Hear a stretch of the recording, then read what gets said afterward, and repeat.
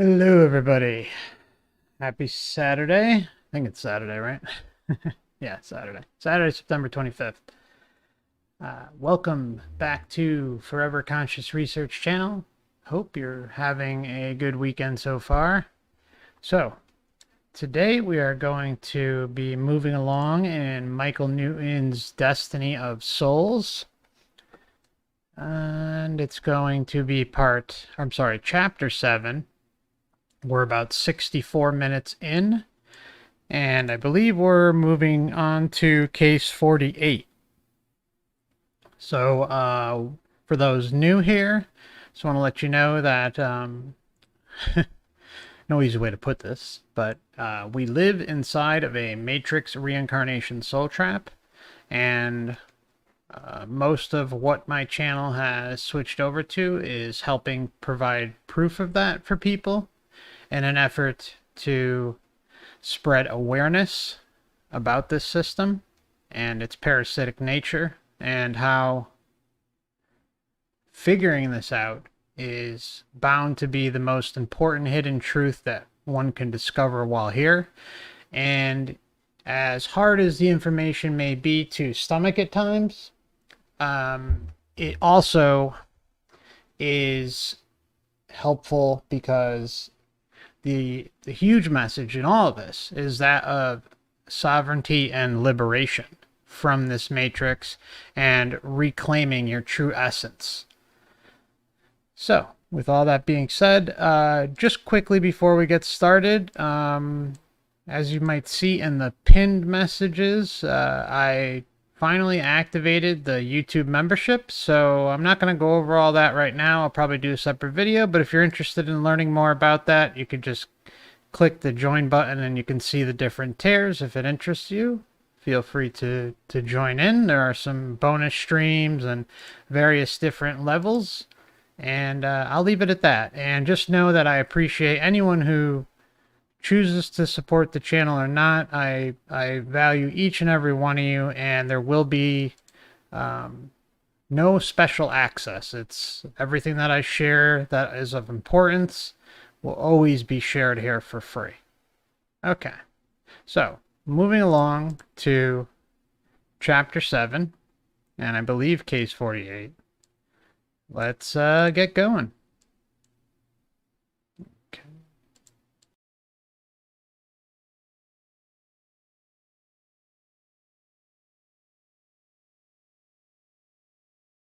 Sorry about that. There we go. That has shut down. However, Ray is an unusually determined soul who, as we have seen, won't give up these hard lives for an occasional rest. He grows stronger by building on each hard life. Case 47 illustrates that there are souls who continually ask for body types that challenge their weakness of soul character. Both Ray and Carl are souls who easily fall into addictive habits with certain types of body chemistry. Why do they continue to ask for these bodies? They do it for practice. Any obsessive mood-altering behavior is a fix, and Ray is determined to conquer this before moving on. I know this soul is making progress. After 2 failed marriages, Ray told me he has met the woman of his dreams, but he had to be clean of drugs and alcohol to appreciate her. We learned his wife-to-be is the soul of Marion. A final word about the hunkering down syndrome, where a returning soul might not initially see a group member clearly. When this happens to someone sitting in my office, it may be that the soul who is hiding from a client's conscious awareness is going to have a profound future impact. I recall a young widow who came to see me while still grieving over the recent loss of her husband. We had reviewed all the members of her soul group including the soul of her departed husband. He embraced her in an emotional scene where he told her to stay strong and everything would turn out all right. Then she said, "Ah, there is one more. A dark figure bending down behind the others. Oh, it's the soul of my future husband, I'm sure of this. But we haven't met yet in this life. I'm not supposed to know who he is right now because it would spoil the spontaneity of our meeting." But yet she finds out. You got to ask yourself, that doesn't seem like a mistake this system would make, given what we know about it and how intricate it is and how these mechanisms all fall in place, and they fall in place for a reason. There is a reason she saw her future husband, and it's not, for her benefit. It's for the system's benefit. Interaction between soul groups. I have said that almost all the younger soul groups remain in their own study areas. Particularly with the level 1s and 2s, their designated spaces are sacrosanct with self-imposed boundaries between classrooms. The basis for these conventions is that all souls have respect for the privacy of the work going on in other study areas. Spiritual classrooms are not like earthly models where we need excuse slips for absences. Souls are free to avoid study engagements with their own classmates at any time. If a soul wants solitude, or to be involved in some private work which they feel is beneficial to them, away from their companions, they are free to do so as long as this activity does not interfere with the work of another group. I find that souls are not forced to study, and some take long periods of rest. Even so, most souls I talk to feel left out if they are not with their classmates in some ongoing project. It is the excitement of mastering certain skills that drives them. Thus, most souls don't wish to get involved in the middle of projects by other groups. I find that no two groups in a vicinity are at exactly the same level in all departments of study. So, regardless of your developmental level, it is not all that easy to visit another classroom and gain something from a lesson in progress. Visits between soul group members are selective and designed for specific reasons. Since such visitations are by invitations emanating from teacher guides, they are the exception rather than the rule in the spirit world. There are groups who consort with sojourners, while others don't appear to see souls from other groups at all, except when they are away from their study areas. When souls arrive near the end of their Level 2 training, they begin to push very hard. It is during this time when my subjects most frequently talk about the opportunity of visiting other cluster groups. The client in my next case had the following to say about one of his visits. Case 48. Dr. N. Why did you want to visit this nearby soul group? Subject. I come from a less serious group than many. I like to visit with this cluster because they are slightly ahead of my own. It helps my game of life to be around better players. Most of them are about ready to move up into independent study, and they are very determined. I tell them a few jokes about my group to loosen them up, and they give me practical ideas. Dr. N. Do you visit them often? Subject. No, we know how busy everyone is, and I respect that. I don't like to interrupt them too much. Dr. N. Tell me about your last visit and what took place. Subject. Pause. They were in the middle of a heated discussion.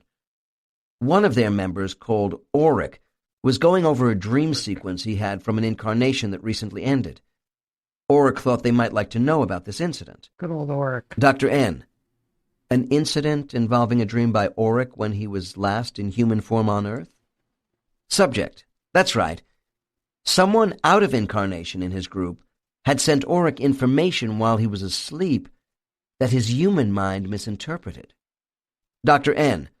Well, was that the fault of the sender, this discarnate, or Auric? Subject. You must understand the group I am visiting are pros at this sort of thing. They don't like mistakes. They are a very serious bunch. Very serious bunch.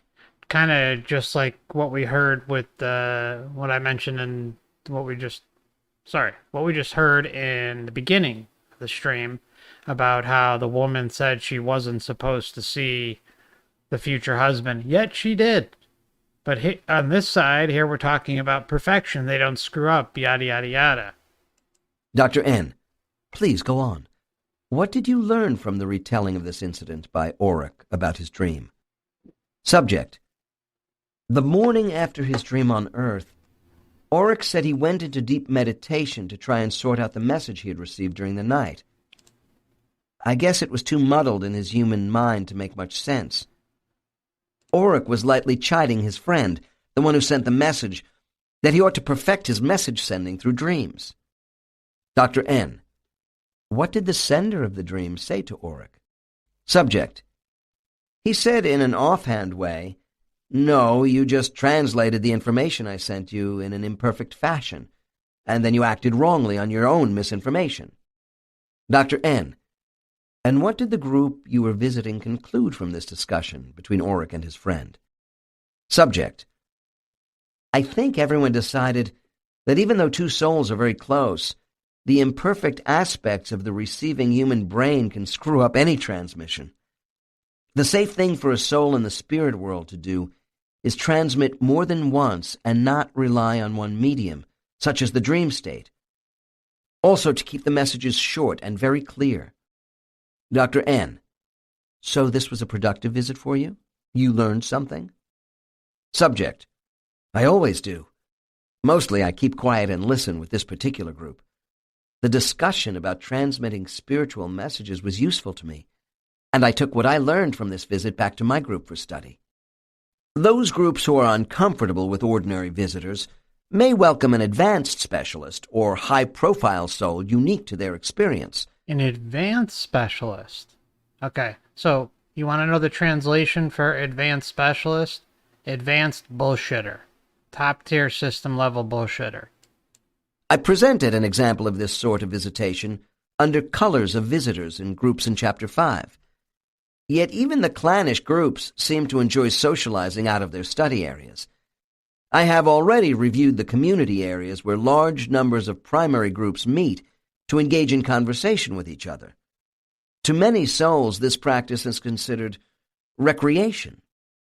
Because many souls do become restless at times with their formal work, instructor souls often arrange for gatherings at the community centers to hear guest speakers.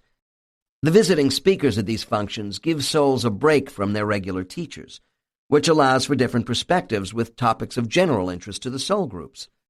These messages could center around how to appreciate others, the benefits of kind acts, loyalty, and integrity, and how to be generous with the gifts each of us possesses.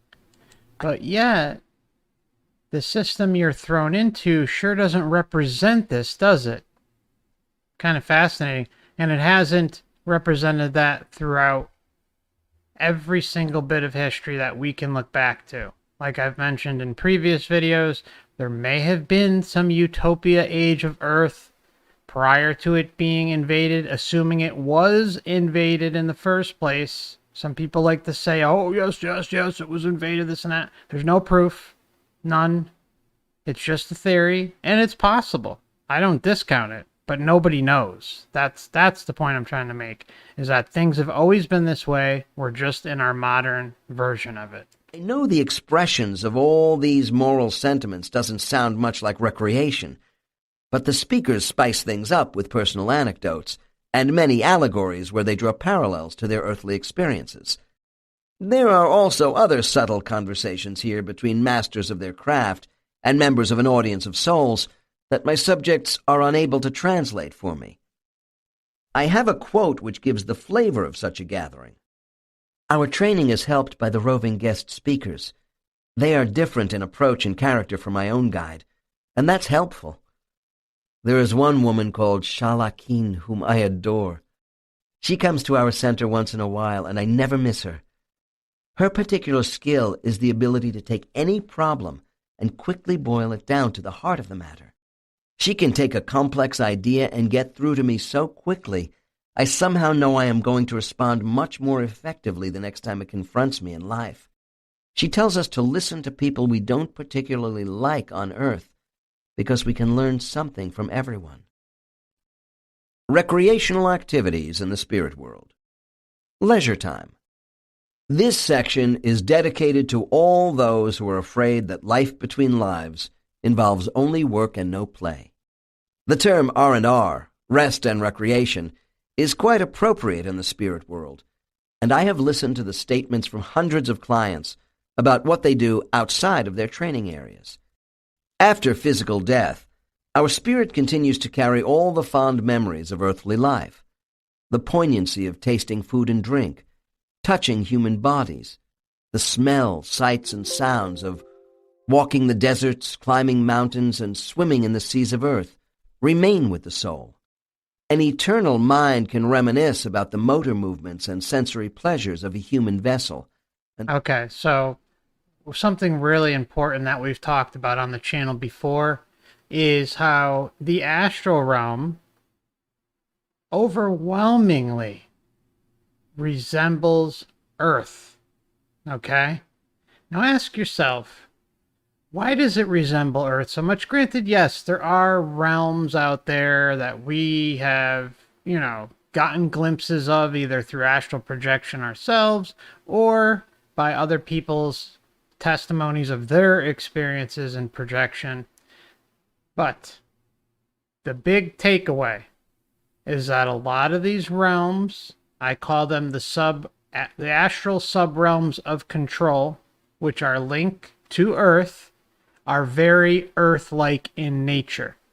Now ask yourself, doesn't that seem a little limiting? Doesn't that seem a little limiting for your existence? Your desire to want to roam around and kind of get the lay of the universe and not just be so centralized on the Earth surroundings? And then all of a sudden you go up to the astral realm, you're looking at similar scenery. You're astral eating. You remember in Soul when 22, I think, eats the piece of pizza and it flops right out of her, or Joe, I don't remember which one. And they have the Hall of Everything. And it's all Earth-like things. And again, anyone who hasn't seen it, Soul by Disney Pixar, a must-see. And Defending Your Life. All the feelings it generated. Thus, it is natural souls would want to maintain these planetary memories by recreating their former bodies in the spirit world. After all, it was here, in the spirit world, where the conceptual design and eventual energy models for physical organisms began. In this section, I will also discuss soul travel to Earth between lives as a part of R&R. Chapter 8 will deal with souls who travel to worlds other than Earth. These soul trips could be construed as working vacations for exploration and study, or they could be devoted exclusively to leisure time. Now, mark my words. The travel that he's talking about are other realms related to the system.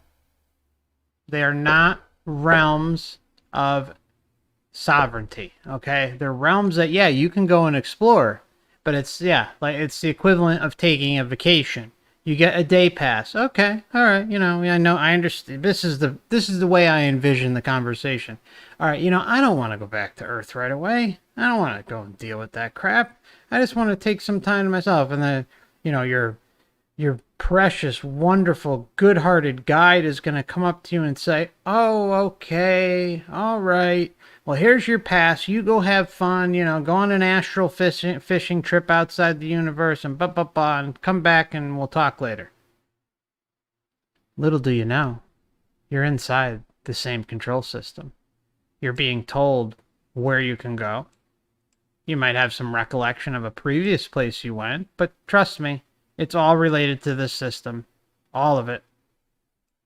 The allocation of study versus leisure time on physical and mental worlds away from the soul's home is flexible, depending upon the primary purpose of the trip and the mood of the soul. Since I am devoting this section to soul recreation, my case examples involving trips to Earth and other activities in the spirit world will be confined to soul entertainment. Recess breaks. My subjects differentiate between the shorter breaks from soul study and those involving more recreation time. This is an example from a male client relating a typical intermission from classwork. There are 10 people in my group, and we separate from each other during the short breaks. I like to wander about, away from our enclosure. I might go down the hall and out into an open area where people from many other groups are milling around and talking. You're, class. You're in class. You're in indoctrination class. Oh, you get to go down the hall. Sounds so much like Earth, doesn't it? What I like about these casual rest periods is the spontaneity. We can easily meet someone who we might like to be paired up with in some way in a future life. It isn't that we talk shop at these breaks, as much as the exposure of just meeting and getting to know other sorts of souls. Of course, there is always the fun of bumping into someone from a past life who we haven't seen in a while and comparing notes. Another subject had this to say about lesson breaks with members of her group, who are inclined to choose female bodies. We go to a space surrounded by a lush garden of flowers. It has a beautiful pool with vibrating, restorative liquid energy. It is shallow so we can wade rather than actually swim. We float around as water nymphs and tell each other funny stories about our lives. In those groups where souls are not yet fully androgynous, I do hear about gender-oriented recreational activities. This does not surprise me. As I have said before, the younger souls are inclined toward one gender when they incarnate on Earth. One subject said to me, "During our picnics at the breaks, my women friends and I flirt with some of the male-oriented souls from other groups close by. We threaten to become their wives in the next life if they don't behave." Quiet solitude as R&R. Because the work activities of soul groups is demanding, there are souls who prefer settings of solitude during their off time. We all know people who prefer to be alone rather than socialize. Many of us become so distracted by the hectic roles we play in life, it is difficult to learn who we really are. Under Case 22, in Chapter 4, I referred to souls of solitude, who require a lengthy period of adjustment alone after particularly hard lives. These souls are not usually the monastically oriented beings who require steady doses of solitude throughout their existence. Certainly, most souls rejuvenate well with some solitude. Yet I have encountered certain souls who seem to require regular periods of seclusion mixed with group class time. Can you blame them? They're tired. They're sick of it. And they feel like they're in a corner. Let's just get real. That's how I would envision all this. Imagine how tired we get of just constantly having to answer to this bullshit. Ugh. I consider many souls of this type to be ascetics. I feel the appeal of periods of quiet time represents a form of mental contemplation, similar to that experienced from abbeys to ashrams on Earth, where we focus on spiritual principles. A client made the following symbolic statement. I am called the wreath weaver by my group. I like to be by myself so I can see myself. Within my quiet time, I construct circular bands of energy, weaving them together as a tapestry of my lives and that of my 6 closest friends. I display the diversity of our life experiences by weaving different materials, attributes of energy, which represent the trappings of people and events. To execute this properly, I must have total concentration. My subjects say that the desire for time alone in the spirit world comes from an intense need to dwell within the sacred confines of pure thought, to try and touch the source from which they sprang. Many say they have profound moments of success. Okay, trying to basically connect with Source, the Creator, God, whatever term you'd like to use. We've been over this before, where you are a piece of the Creator, I am a piece of the Creator. Excuse me. And this constant exterior looking, searching, trying to find, looking outside of yourself is how this mess is allowed to continue. We have a right to our sovereignty, and it is up to us at the time of death to choose that option. and not fall for the illusions and the manipulation and the deception. That's really the bottom line. We got to stand our ground. Being, living a life of solitude, it sounds wonderful to me. I almost became a Zen monk at one point. I'm not going to veer off too much. Lived in a monastery for a month, traveled the U.S. a little bit, and did retreats and things like that. It was a great time in my life. I almost became a Zen monk. It was very close. It seemed like the right lifestyle for me. But something was off. I knew something was off. But I couldn't quite put my finger on it. But I said, let me just not do this right now. I'll go and continue searching, and if I'm supposed to do this, I'll revisit it in a couple years. Needless to say, I didn't revisit it, and now I am where I am. Had I gotten stuck in the Zen Buddhism vortex, then who knows what would have happened. But it is intense work. I have found that some of these ascetic souls have trouble participating in group activities and will shun recreation periods because they prefer contemplation. Despite their detachment during training, down the line these souls are capable of making great contributions in their specialty areas. Going to Earth for R&R. There are souls who come to Earth as invisible beings between lives, so they can re-experience former physical environments. The only problem with this is they must return to chronological time, which means these souls are caught up with change since they were last here. In Chapter 3, the soul in Case 17 described returning to Earth on a vacation trip and running into other discarnates, some of whom were disruptive. This factor, plus not wanting to dilute old original memories, can dissuade souls from coming back to Earth between lives. There are souls who find this sort of nostalgic trip to be unrewarding and even frustrating out of a Okay, I'm going to rewind a little bit of that because we had an important moment. It's just going to rewind about 20 seconds. I know it's a lot, but hear me out here. Logical time, which means these souls are caught up with change since they were last here. In Chapter 3, the soul in Case 17 described returning to Earth on a vacation trip and running into other discarnates, some of whom were disruptive. This factor, plus not wanting to dilute old original memories, can dissuade souls from coming back to Earth between lives. There are souls who find this sort of not diluting old memory. Kind of funny how that's an issue, isn't it? And then time is thrown into the mix too, in some weird way, if I heard that correctly. Something's not quite right there. And they ran into troublemakers. And, there's a lot of troublemaker spirits on Earth. Tons of them. So, just some food for thought. Nostalgic trip to be unrewarding and even frustrating out of a physical body. This situation does not apply to those souls who come back to comfort and aid loved ones and are not motivated by a desire for recreation. From what I have observed, it is change that seems to have the biggest impact on the vacationing soul. Many won't return to Earth for recreation between lives because of the day-to-day modernization of the communities they once occupied. In dimensions away from Ground Zero on Earth, images of places and the people who once lived here are frozen in a timeless vacuum that never vanishes from existence.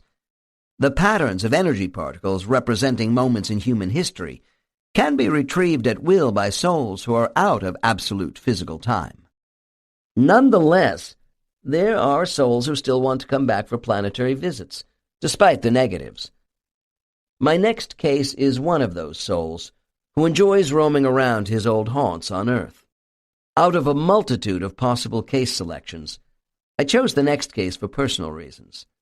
The area described is where I grew up. Case 49 and I participated in the same activity, which even overlapped in time during the last few years of his life, ending in 1948. As I consider this case, I wonder if I will be imitating this soul's spiritual recreation myself in the 21st century. Case 49. Dr. N. What do you find most enjoyable as a recreational activity between lives? Subject: I like to come to Earth. Dr. N: Where do you go? Subject: I loved the beaches of Southern California in my last life, so I returned to sit on the sand in the sun, walk the beach among the seagulls, and be in the surf. My passion are the waves, the feeling of movement and the crashing foam. Who doesn't like Dr. that? N: How can you fully experience all this at the beach without a physical body? Subject: I take just enough energy with me for the experience, but not enough to be seen. Dr. N: I have been told that on many recreation jaunts, a soul might take 100% of their energy. What do you do? Bullshit. Subject: We don't do this on Earth because it would not be fair to scare people. I bring no more than 5%, usually a bit less. Dr. N: Are you capable of riding waves? Subject, laughing: Absolutely. Why do you think I come? I also soar with the birds and play with dolphins. Dr. N: If you were a spirit sitting on the beach enjoying the sun, and I walked past you, what would I see? Subject: Nothing. I am transparent. Dr. N: Would that mean if I was strolling along the beach, would I just walk through you in your space without sensing your presence? Subject: Well, a few people might sense something, but they would probably dismiss this as a figment of their imagination. Dr. N: Could you go to other physical worlds to experience what you have described? Subject: Yes, but I loved this area, and I have been here in more than one life. That is why I return. He goes and returns, because it's familiar. It's a trap.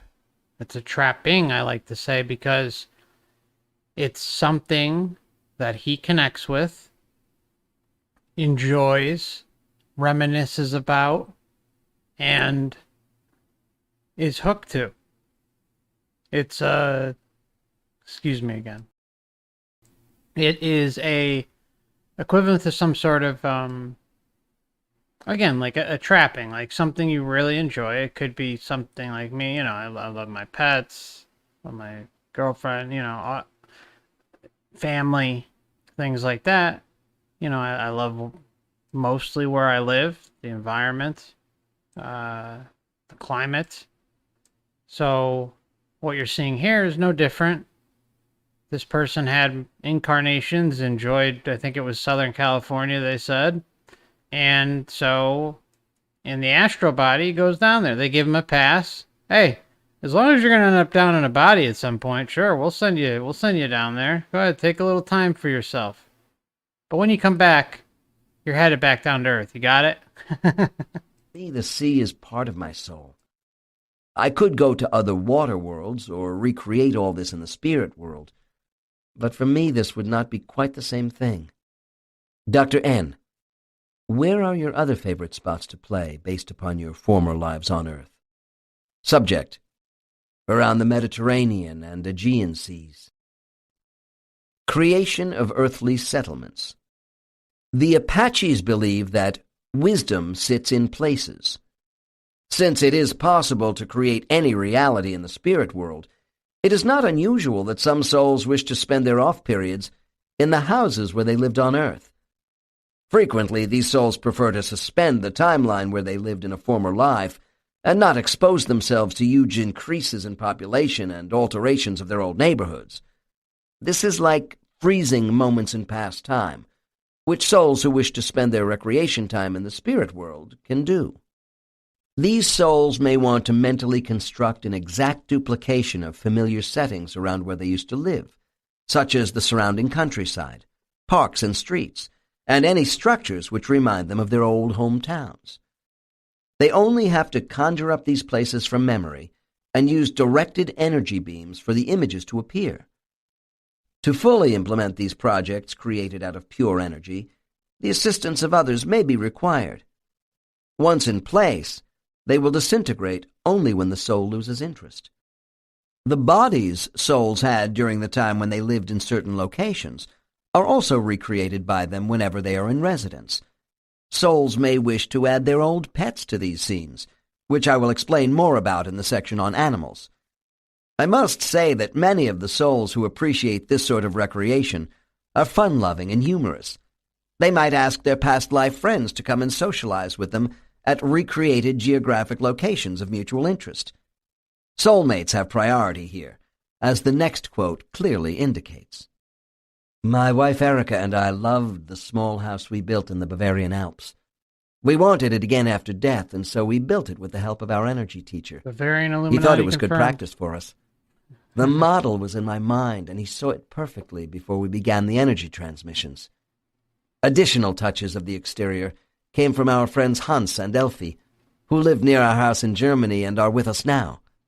The interior furnishings Erica and I did without help. I created my old library, and my wife set up her kitchen just as it was. It is wonderful to be alone again with her in this way. People are curious if souls can have intimate physical relations with their recreated bodies. If good sex originates in the mind, then the pure soul has all the benefits without the physical inhibitors. No self-pretense is possible in the spirit world. From what I can gather, there is a loss of full tactile sensation by not being within a dense physical body having a nervous system. At any rate, in the spiritual recreation of a human body, the lack of full sensory sensation is more than made up for by the erotic power of two minds that are completely joined. Love is a desire for full unification with the object of that love. Spirits have the capability between lives of expressing love even more intimately than on earth. And yes, that does seem to be the case from what we can tell. Now, just to briefly touch on love, okay? Love is a construct of the system from everything I can tell, okay? People can't stand it when I say this, but I'm not going to just not bring it up, because it's important to understand that love is also part of this system trap. It doesn't mean at all that you shouldn't enjoy it, that you should value it and have fun while you're here. But the point is when you're crossing over, there is a moment, and I showed this in the near-death experience commentary of Tony, and there are other near-death experiences like it, where, okay, very quickly, Tony gets struck by lightning at a phone booth. He starts leaving his body, is clinically dead, and he does not have emotion, does not feel love, doesn't feel anger.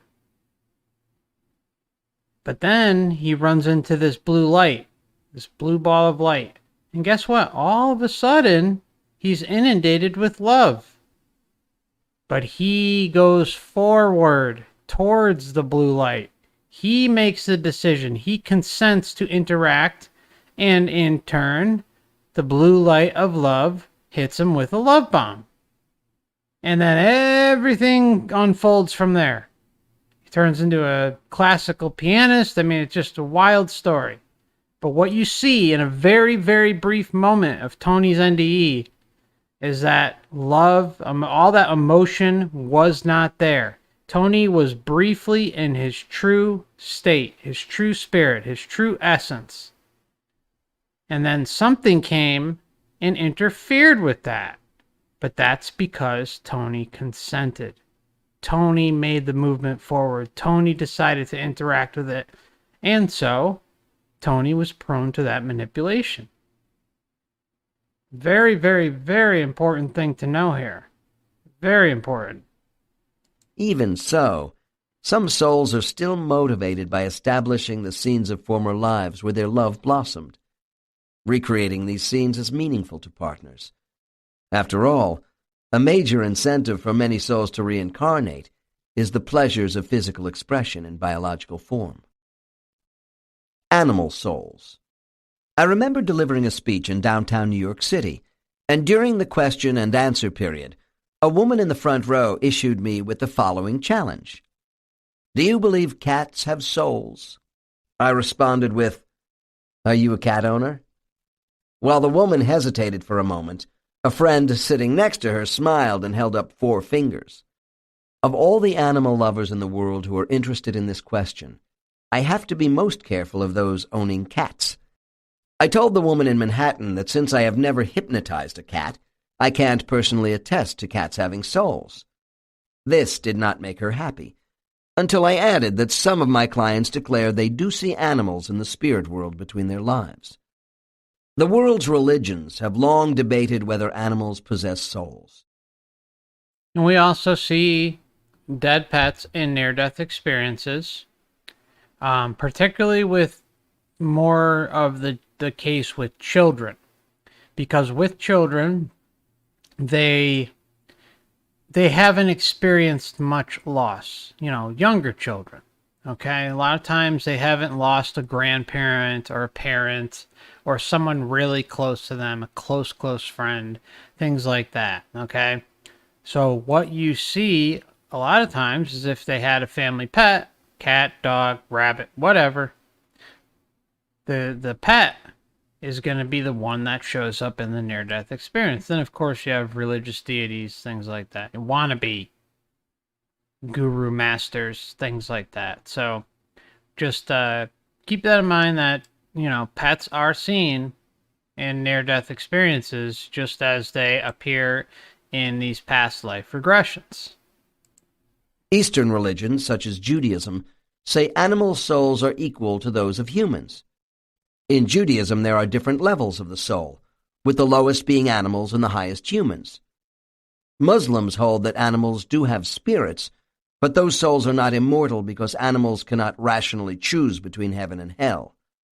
The Christian religions reserve the eternal soul only for righteous human beings. Pet owners who interact with their animals project much of their own spiritual energy toward these creatures, which is reciprocated in different ways, depending upon the type of animal and its personality. Do these traits represent a soul? We know that animals think, but we are not sure of the degree of that thought. Dogs are protective, cats are resourceful, and dolphins have complex speech patterns. Does any sort of rational thought, or the lack of it, establish a criteria for animals having souls? Anyone who has pets will tell you that animals have individual personalities, feelings, and even a sense of the needs of their owners. We know animals provide comfort during our bereavement and physical illnesses. Pets have the capacity to lift our spirits and foster healing while providing us with love and companionship without reservations. For those people who think that animals are mere sentient beings who only have instinctual sensations, I would say that if animals have thought perceptions, then they have individualized energy at some level.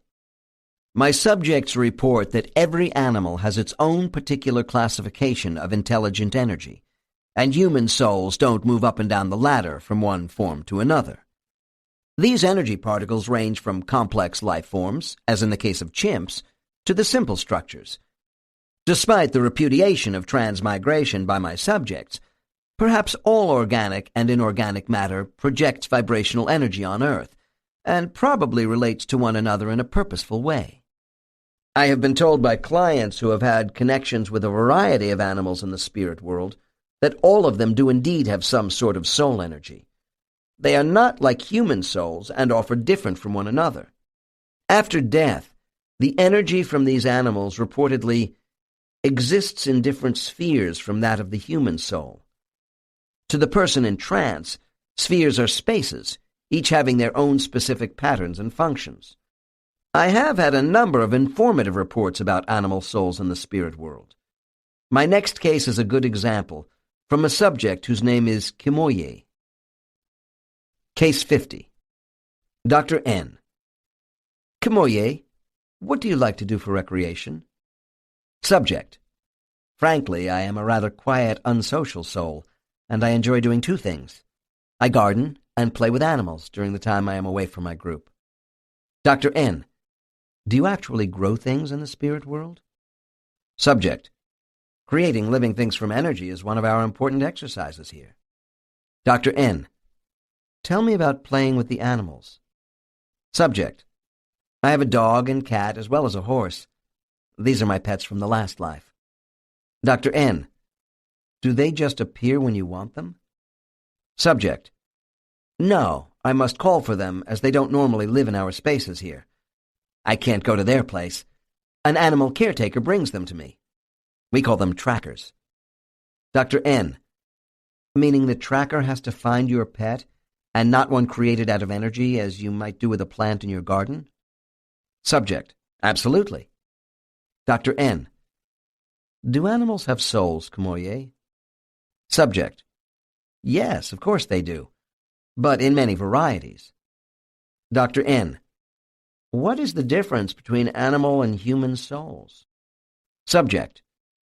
The souls of all living things have different properties.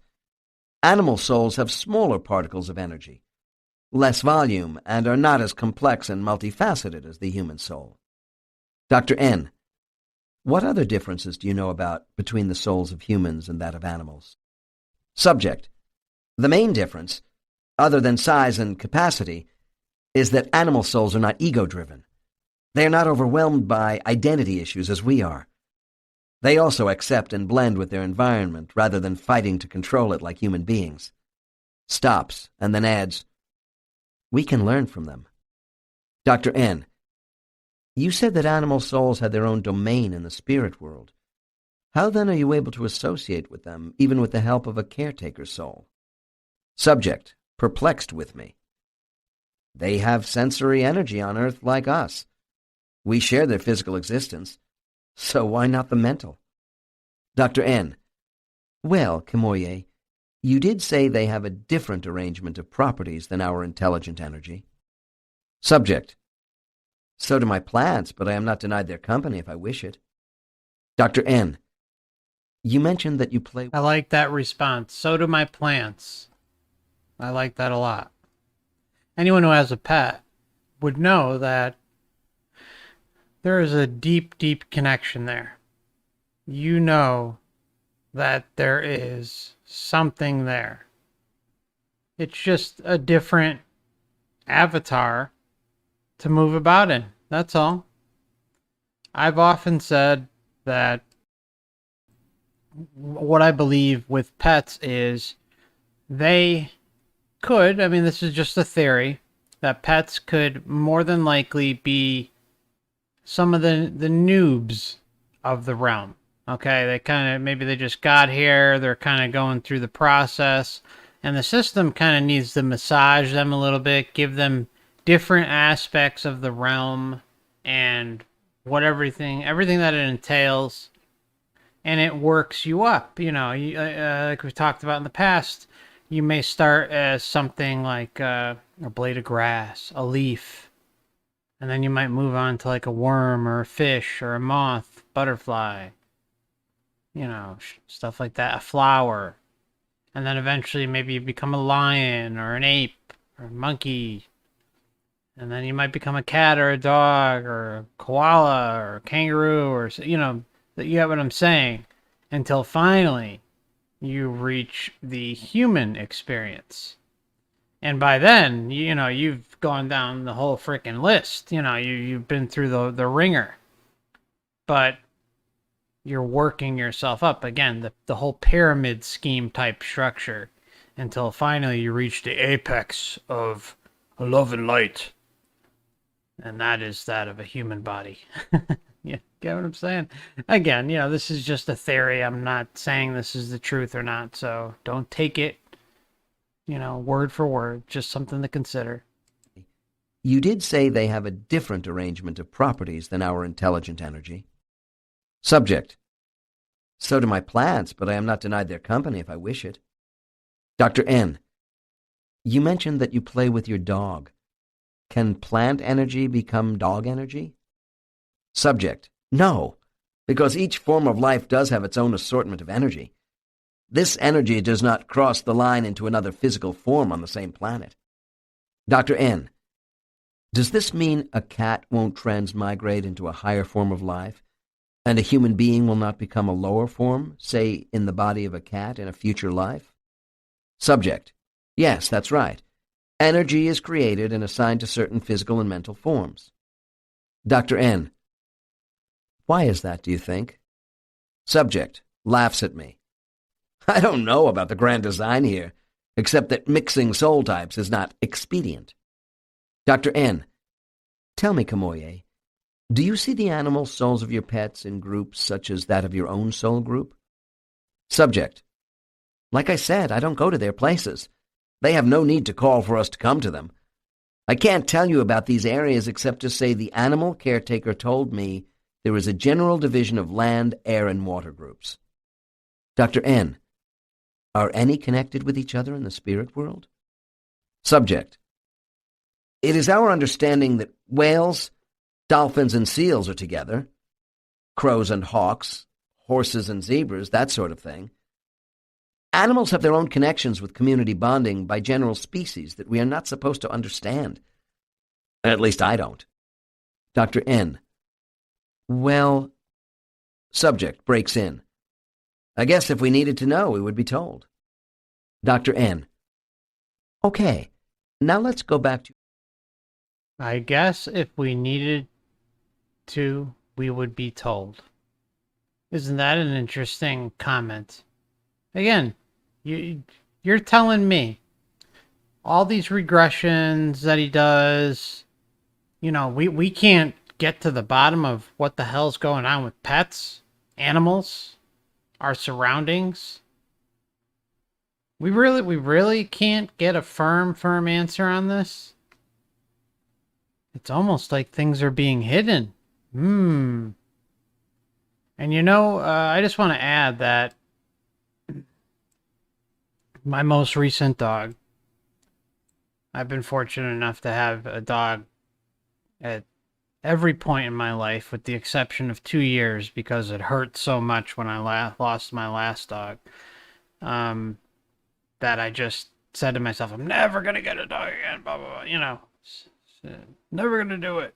And of course, with a little time, you heal and you say, okay, well, my life is better with a dog, or in some people it's a cat or a rabbit or a ferret or whatever the case may be for your preference.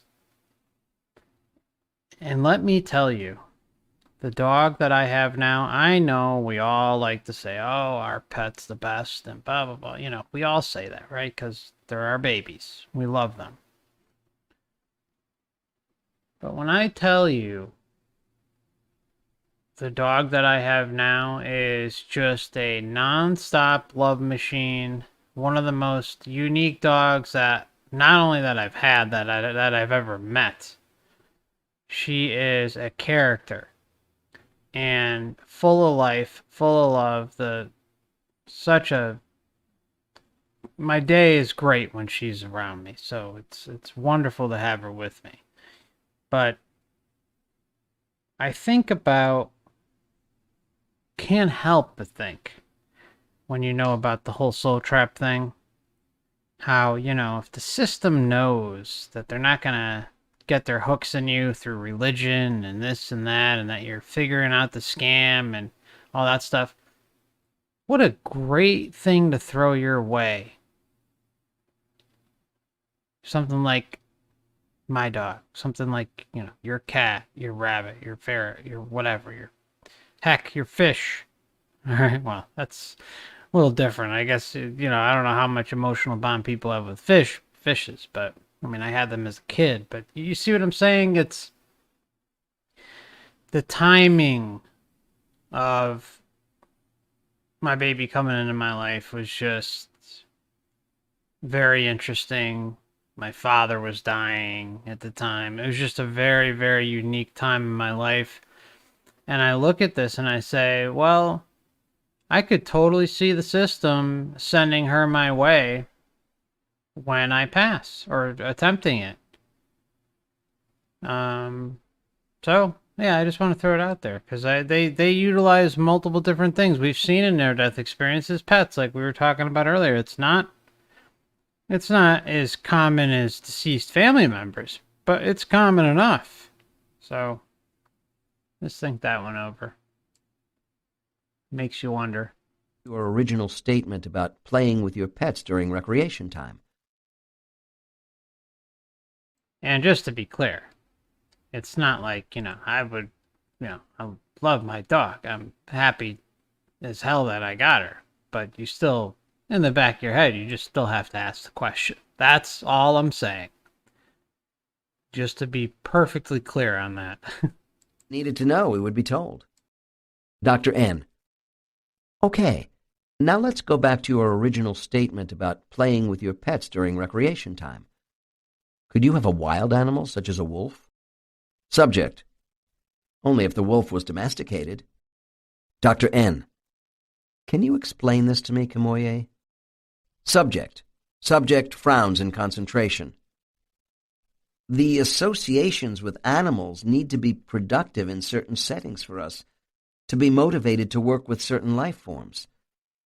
My dog on Earth can be with me, within my spiritual property where I built my house and garden, because it is natural for him to be here. He belongs with me because we were bonded playmates. Our mutual love and respect for each other on Earth is being renewed because it is good. There is beauty in this for both of us. This must be why it is permitted. Dr. N. Permitted. Interesting word choices there, isn't it? This is why it's permitted. Why would they use the word permitted? Could you differentiate renewed because it is good? There is beauty in this for both of us. This must be why it is permitted. Dr. N. Could you differentiate between the soul of a domesticated animal on Earth and one that was wild? Subject.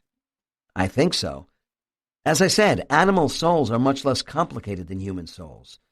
The domesticated ones are able to extend love and affection to humans, which we need. The wild animal souls are not as focused in this area and don't understand us very much at all. Most cannot be constrained, and shouldn't be, just because we share the same environment. Dr. N. Do you think there is more need for freedom with the wild animal? Subject.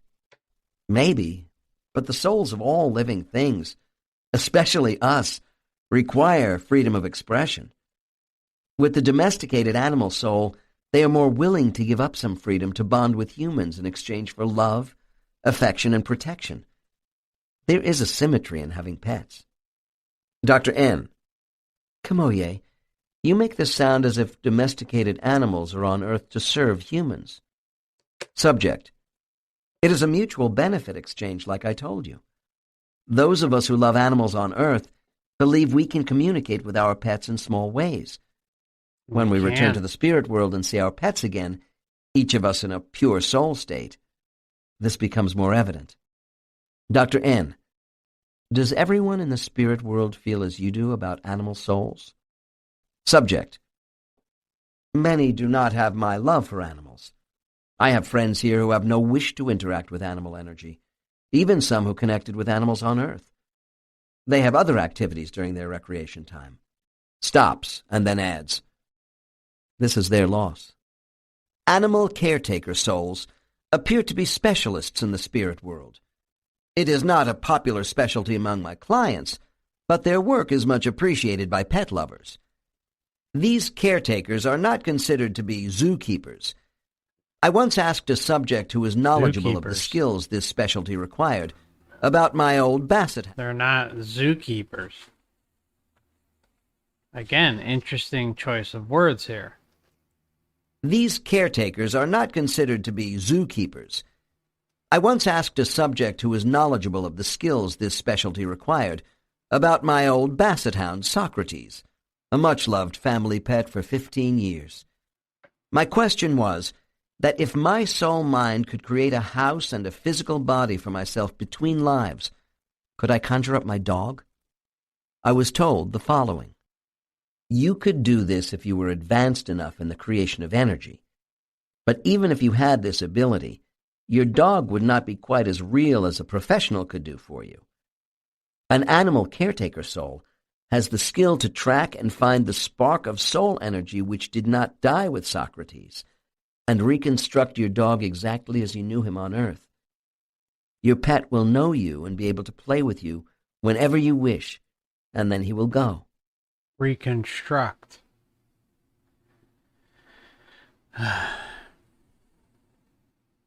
What does that suggest? Suggest further illusion, further deception. Reconstruct. Apparently, animal caretaker specialists associated with Earth are souls who are skilled at finding and reconstructing the essence of certain lower forms of life. I think of them as creator souls who seem to have the desire and ability to maintain these forms of life for us in the spirit world because of their own love for the creatures of our planet.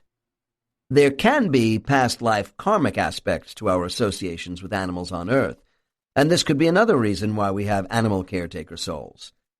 I have a client who is an intense animal rights activist today and has been devoted to the alleviation of animal suffering in all her past lives since a life in Austria in the early 16th century. I mean, like, that's a noble thing to come and do, right? Oh, I respect that. But for multiple lifetimes? For multiple lifetimes, being stuck here and coming back and doing the same thing over again? I mean, again, it's respectable, it's cool, it's good that they do that. They were sucked into it. The system knows, okay, this one loves pets. This one, wants to have a distraction while they're here. And what's that? Helping pets. And the system's like, okay, sure, yeah, here you go. Here.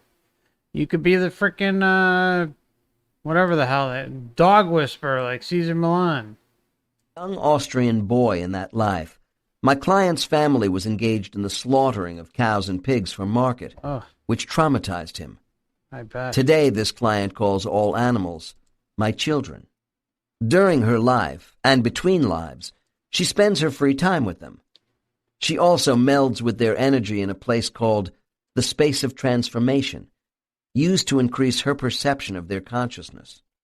Kamoye essentially told me the same thing when she said in her session, I enter this chamber, which has a field of programmed animal energy that allows me to feel what they feel. This gives me insight about animals on Earth. For both these clients, this activity represents learning as much as recreation. The space of transformation. During their long apprenticeship of training, souls are able to study and practice many arts. One of these areas of instruction, which I wrote about in Journey of Souls, is a sphere of soul transformation. Many souls, both young and old, can learn much from entering this enclosure between lives. The young are introduced to certain arts here that might interest them, while the older souls can hone their existing skills further. When I describe this space... Let me tell you something. This old soul right here, this motherfucker, is out. He's done. It's over. Never again.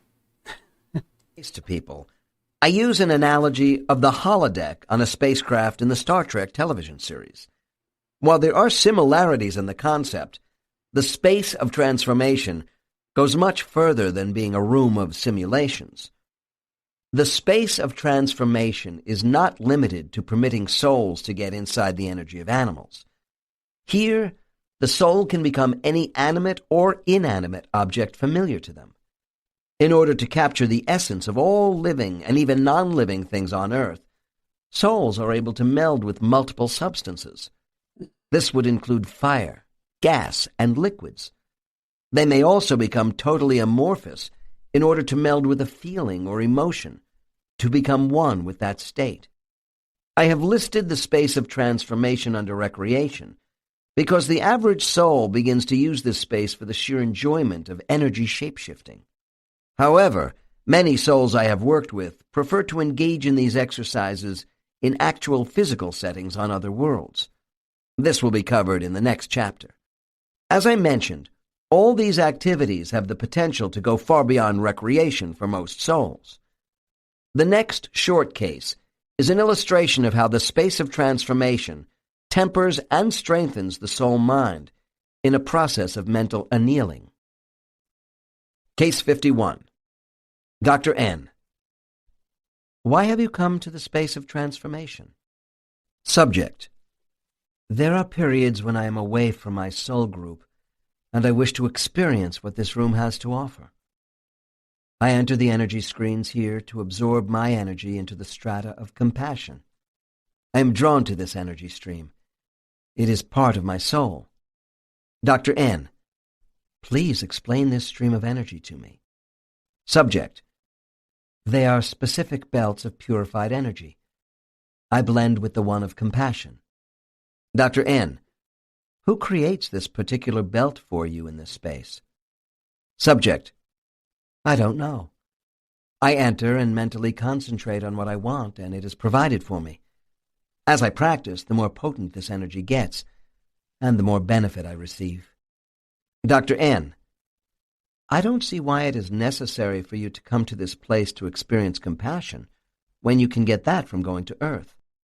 Subject: Yes, but you must understand that when I go to Earth and devote my energy to the healing of others, my energy loses much of its integrity by the end of my life.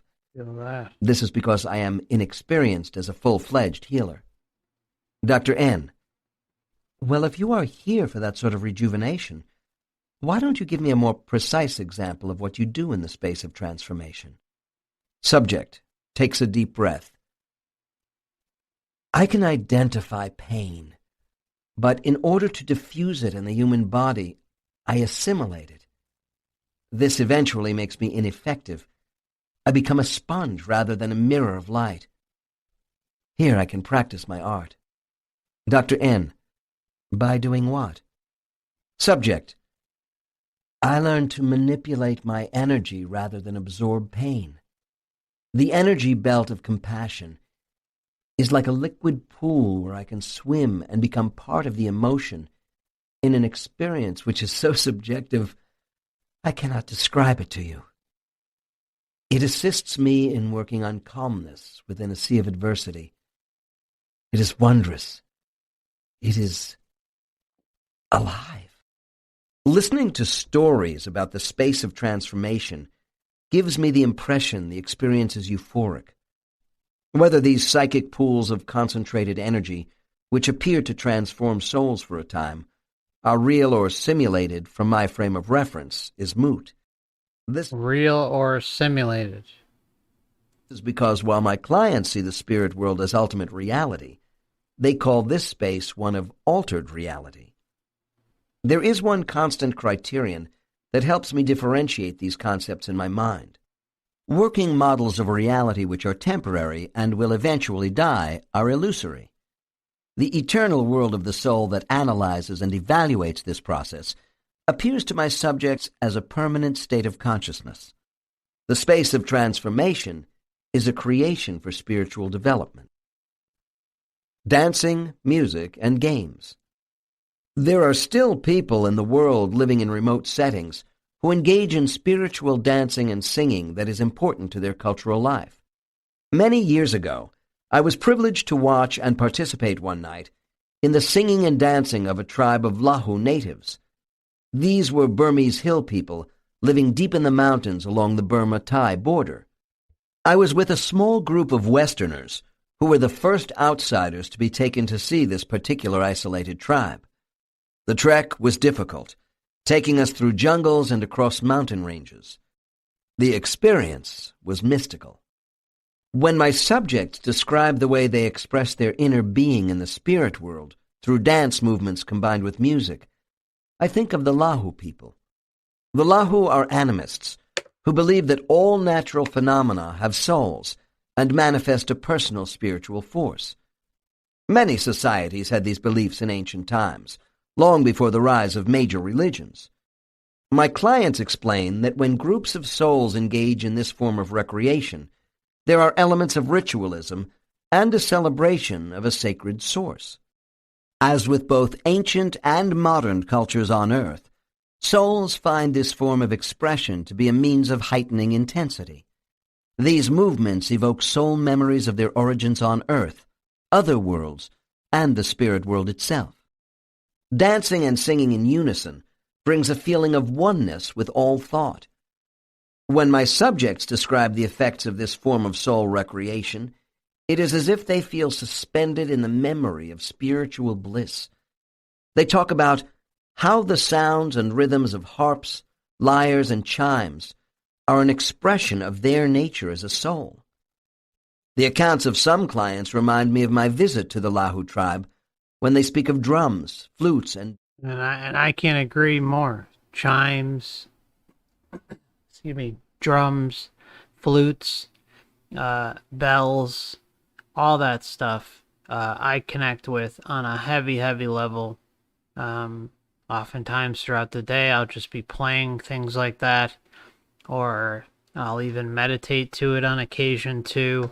There's definitely a connection there that we hook up with, and that's why they're so popular amongst people even today, because they have these healing properties and help us go out, not sometimes go outside of our body through even basic things like meditation, but even on astral projection, lucid dreaming.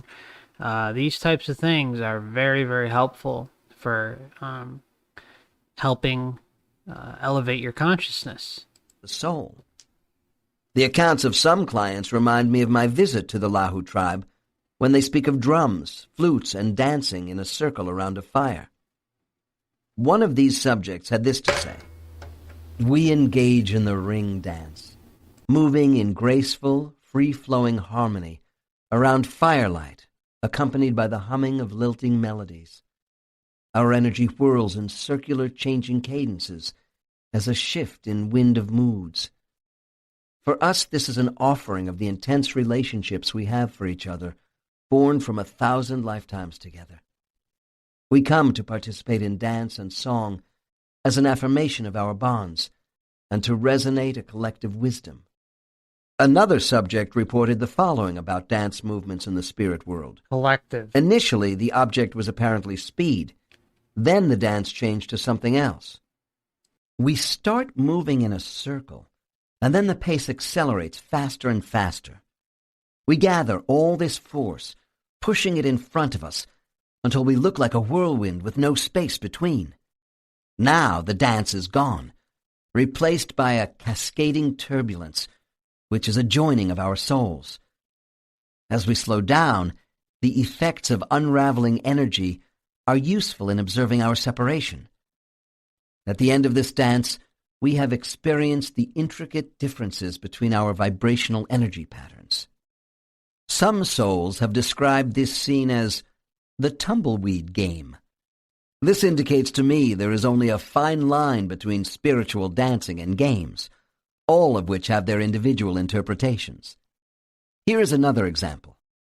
When we dance, we change our normal pear-shaped, elongated energy to that of a curved crescent, which looks like a first-quarter moon. We move toward each other from 2 or 4 directions, depending upon the number of participants. By shifting our shapes from concave to convex, back and forth, to match the soul opposite us, we can blend, spoon fashion, and separate with great speed. We stretch out and intertwine our energy while swaying in and out like a mating dance. Soul dancing may also become a form of acrobatics, as indicated by the next statement from a client. "My group especially enjoys acrobatics. We do not perform gymnastics in human form as some of the others do. We retain our oval or elongated shapes of pure energy. We set up an energy field resembling a kind of trampoline to be used for tumbling in relays. It includes a dance form which is too hard to describe, but it's all done with a great deal of laughter and fun. This movement during recreation draws us closer together. I have noticed that these activities may be combined with comedy skits. Souls who engage in these forms of entertainment love to poke fun at each other. Yet I don't hear much about souls acting in full-scale plays as pure recreation. This is because the more serious aspect of role-playing, although not lacking in humor, is so often employed during past life reviews. This is enough theater for most souls. Other recreational activities, such as art and composition, are pursued quietly and individually. The practice of music and sculpture may be pursued alone or collectively. Sculpting energy to design structural objects and the creation of small life forms is not really considered recreational. They represent an integral part of task-oriented classroom instruction, although, as we have seen, these activities can be overlapped with leisure time. Music is in a special category all its own, as far as almost universal soul appeal. Unlike Earth, where so many of us are unable to learn to play a musical instrument or sing, as souls, we seem to be able to engage in these activities effortlessly. Melodic sounds are often heard throughout the spirit world by my subjects in spaces that are not recreational.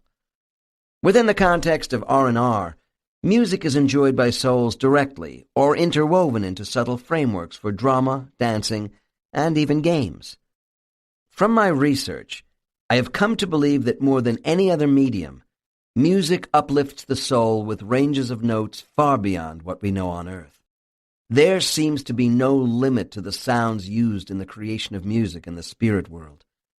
People in deep hypnosis explain that musical thought is the language of souls. The composition and transmission of harmonic resonance appears to relate to the formation and presentation of spiritual language.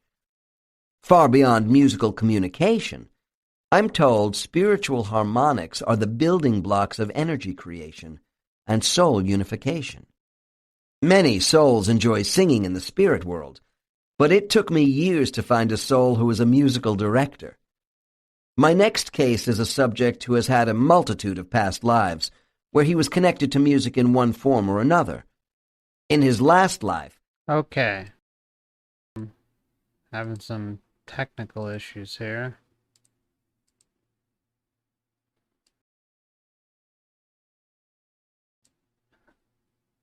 Alright. Hopefully this is coming through. Hold on 1 minute here.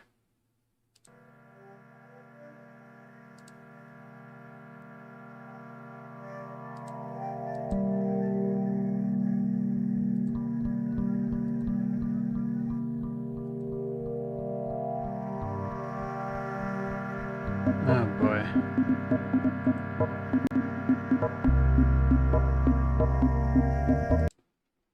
Okay. Sorry about that. It's the whole thing froze. I apologize. What I'm gonna do before we start the next case, just take a quick, about 5 minute break, maybe less. We'll see. Gotta refill my water. So take a stretch break yourself. Relax. Enjoy. Walk around the house a little bit. Go outside. Walk the dog. Get off the chair for a few minutes. Relax, or talk amongst yourself. Whatever you prefer to do, obviously. And I will meet you back here in a short amount of time. I appreciate each and every one of you. Thank you for spending the time with me.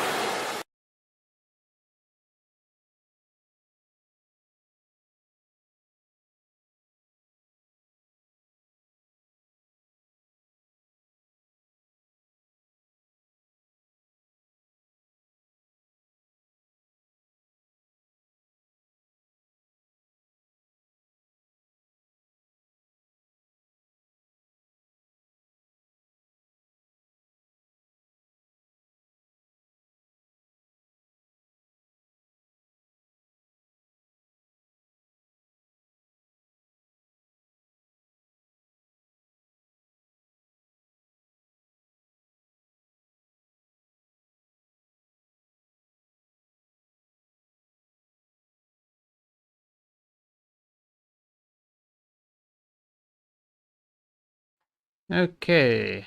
Thank you for your patience. Much appreciated.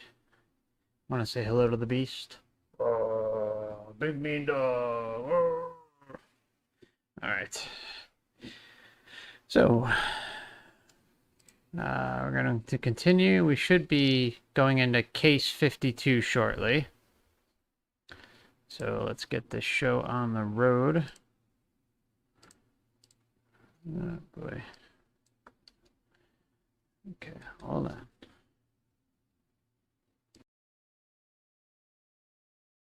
Soul who is a musical director, spirit world, and soul unification. Many souls enjoy singing in the spirit world, but it took me years to find a soul who is a musical director. My next case is a subject who has had a multitude of past lives where he was connected to music in one form or another. In his last life, he was an Italian opera singer in the 1930s. Case 52. Dr. N.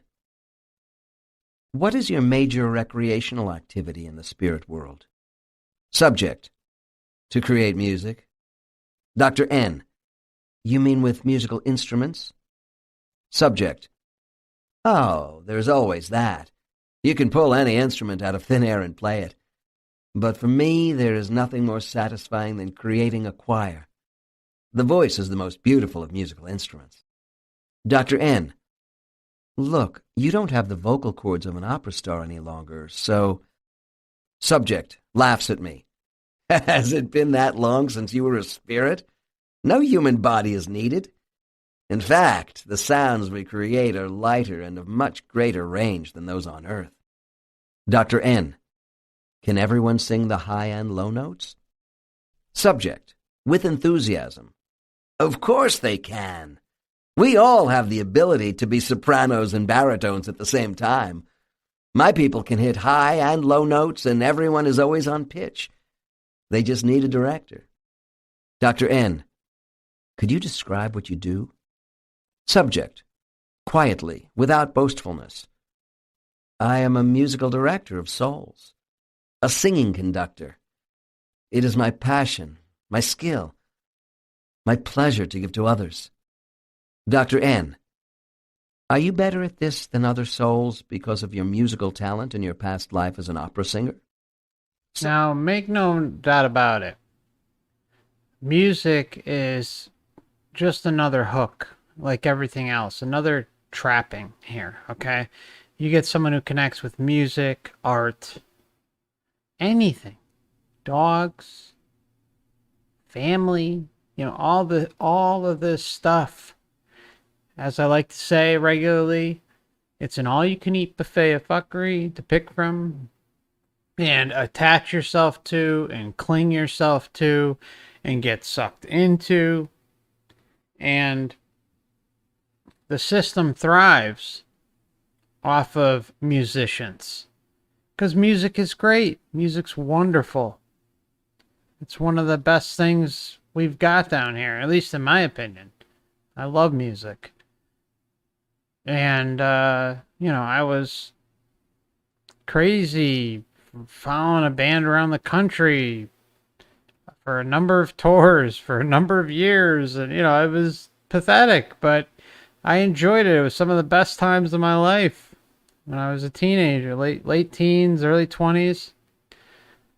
And it was great. But if the system knows that, this one loves music, that we found something that this spirit, this soul will be connected to for a number of lifetimes until they maybe get bored. And even then, I don't even think you don't really get bored with music. Music is within you. You feel it. You love it. And the system will set up your life script properly so that you are pushed into the musical direction where you find a certain instrument or certain genre that you enjoy, whether it's instrument, lyrics, conducting, etc. So it's no different. It's just one hook of many. Subject. Oh, I suppose that one follows the other, but not everyone is as focused on music as I am. Some souls in musical groups may not be paying attention to the entire score. Smiles. Because of the musical range possessed by souls, they need a director to keep all these virtuosos on track. After all, this is recreation for them. They want to have fun as well as produce beautiful music. Dr. N. So you enjoy working with choirs rather than an orchestra? Subject. Yes, but we mix it up to make the singing come together. When spirits apply themselves to instruments and voice sounds, it's wonderful. It's not stray notes. The harmonic meshing of musical energy reverberates throughout the spirit world with indescribable sounds. Dr. N. Then all this is vastly different from working with a choir on Earth? Subject. There are similarities, but here you have so much talent because every soul has the capability for perfection of musical sound. There is high motivation. Souls love this form of recreation, especially if they wanted to be able to sing on Earth but sounded like frogs. Dr. N. Do you bring souls from groups other than your own to be in this heavenly choir? Subject. Yes, but lots of groups like to sing opposite each other and see who can be the most innovative. Dr. N. If you were to look into the deeper motivations for souls, can you help me understand why music is so important for them in the spirit world? Subject. It takes you to new mental levels, moving your energy, communicating in unison with large numbers of other souls. Dr. N. How large a choral group do you direct? Subject. I am partial to small groups of around 20, although there are hundreds of souls from many groups who are available for me to direct. Dr. N. Large groups must be a great challenge for you? Subject, taking a deep breath. Their range is staggering. Vibrations pouring out in many directions, everyone hitting incredibly high and low notes without warning, while I am struggling with their cues. And yet it's all pure rapture. I will finish this section on recreation with a list of the most popular games souls play in the spirit world. One of my reasons for presenting the lighter side of soul socialization is to exemplify the differences between group study time and that of recreation. I have previously discussed the clannishness and rather insular attitudes of some soul groups. I do not wish my listeners to assume this is a representation of the outsider-insider mentality that we so often see in cultural groups on Earth. There is no jealousy, mistrust, or prejudice between spirit groups. While the younger souls are conditioned to be centered on their own training groups. Conditioned to be centered on their own training groups. Conditioned. Conditioned. Keywords here, my friends. Keywords. Conditioned. Representation of the outsider-insider mentality that we so often see in cultural groups on Earth. There is no jealousy, mistrust, or prejudice between spirit groups.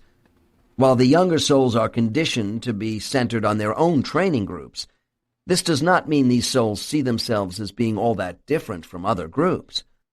Xenophobia does not exist in the spirit world. The information I have about how spirits from many groups play games together is one way I have of demonstrating the nature of soul behavior. Nevertheless, at my lectures, I do feel the necessity of being cautious in offering too many details about spiritual games.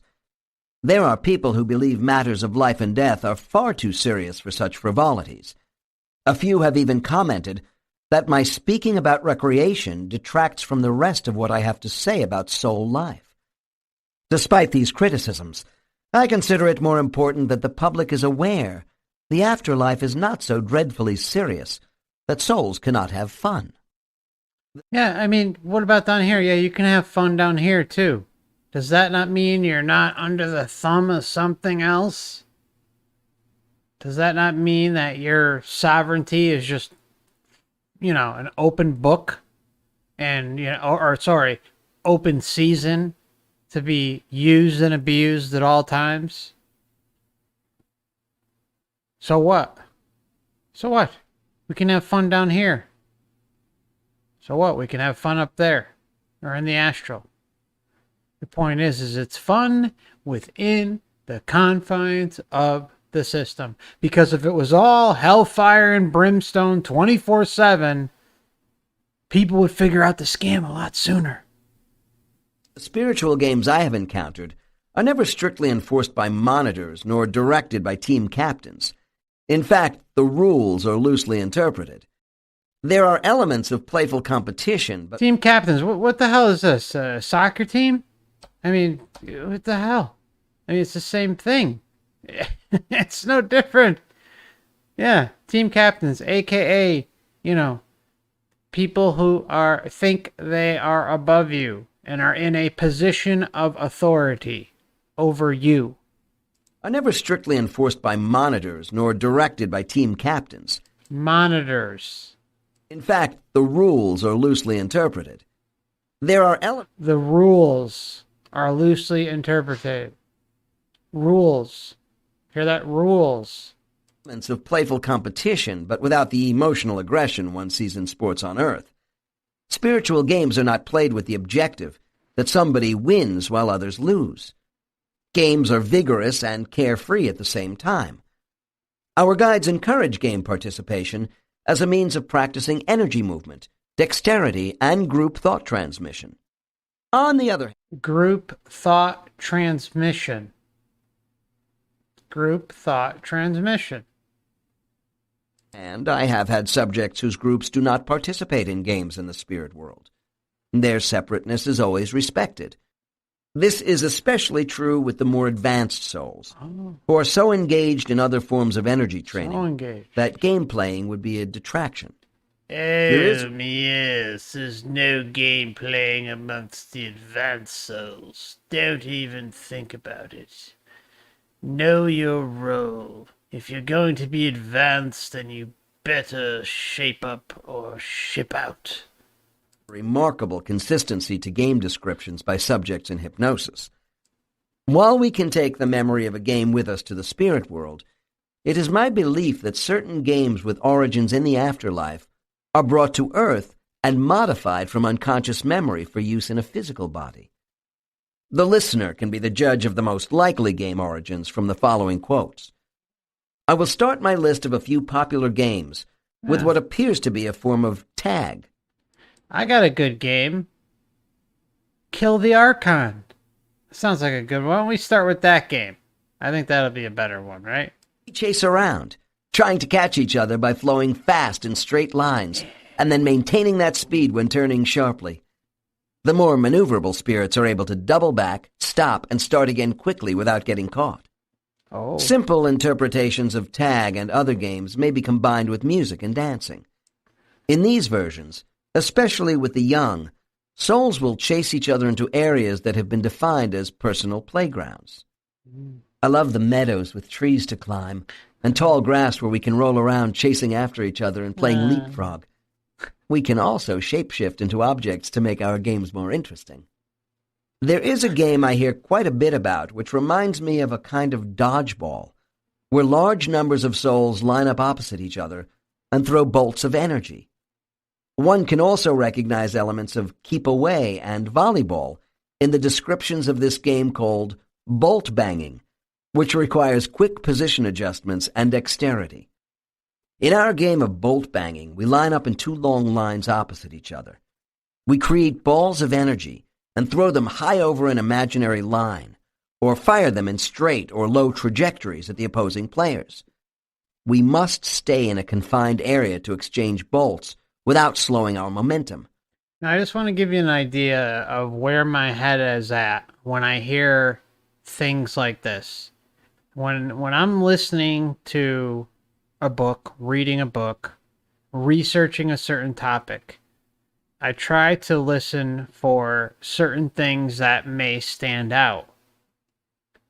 In this case, I did not look up the term bolt banging, but if I were to look it up, my first go-to spot would be archive.org because archive.org has probably the biggest resource of older documents and documents in general in the world. And it is the value.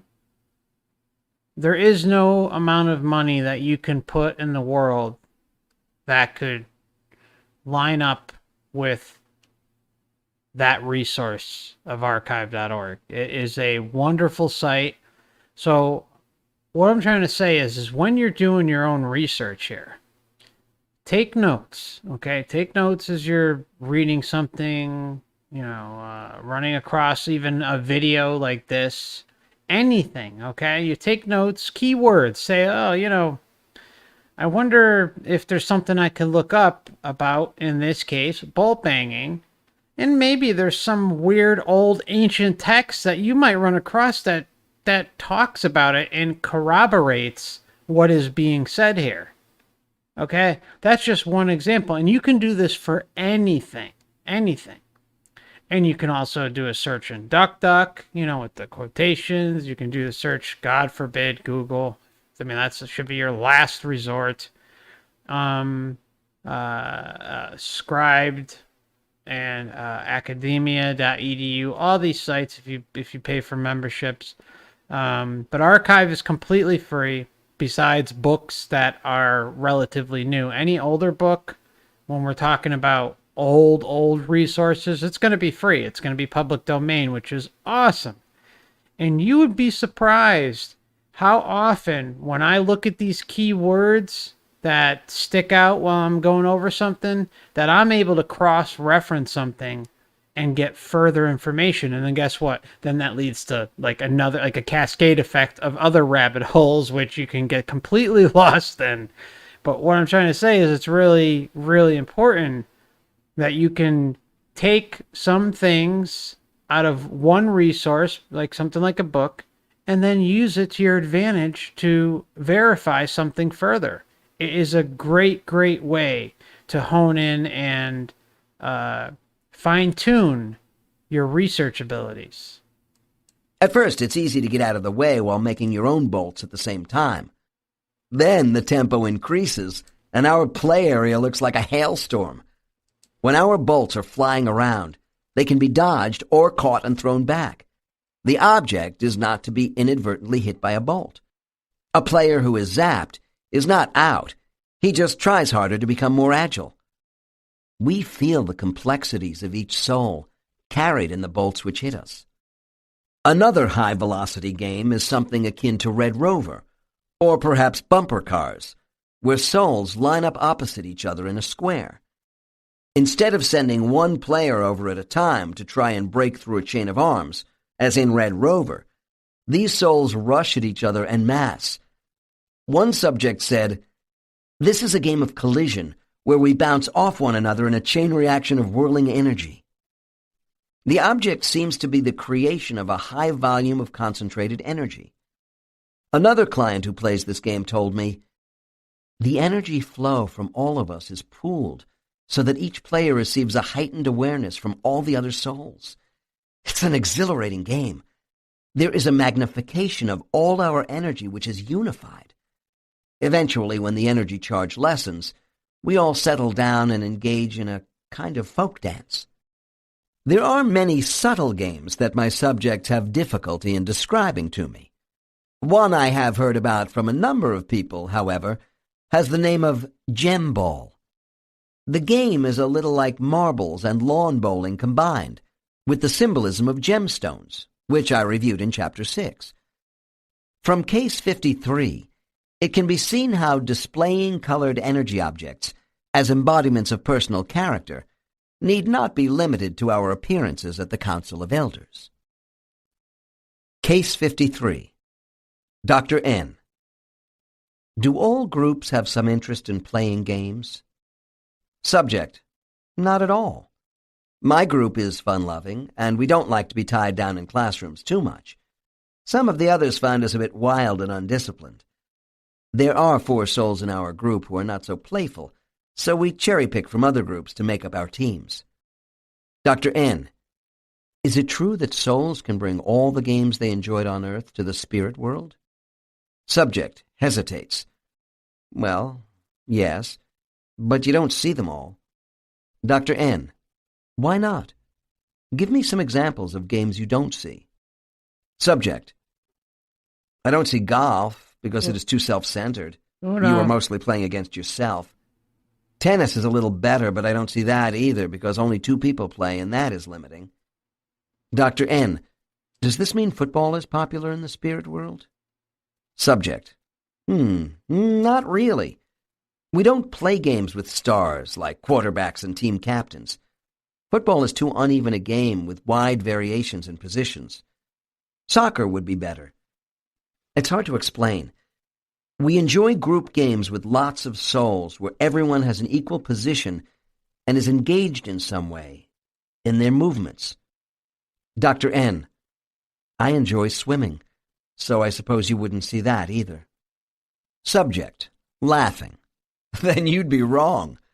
If you didn't want to go to Earth for this as a spirit, you could create a semblance of water here. Or a golf course. Whatever you require to bring back happy memories. But if you want other souls to participate with you in games of sport, then that's more of a collective matter. Dr. N. So you see a difference between individual and group recreational activity? Subject. Yes, I do. Dr. N. All right. Then tell me about a game which is not like the sports games we've been talking about.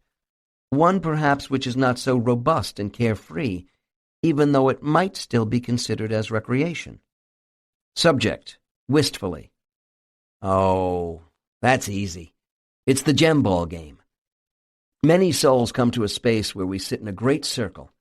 Then each of us creates an energy ball the size of a tennis ball, which looks like a crystalline gemstone. And we can do that down here. It's kind of interesting.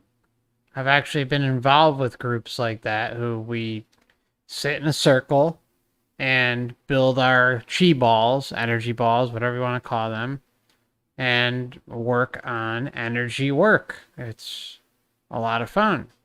But when you're involved with a group, early on when I was more ignorant of energy work, I would get like these interferences when doing this type of thing.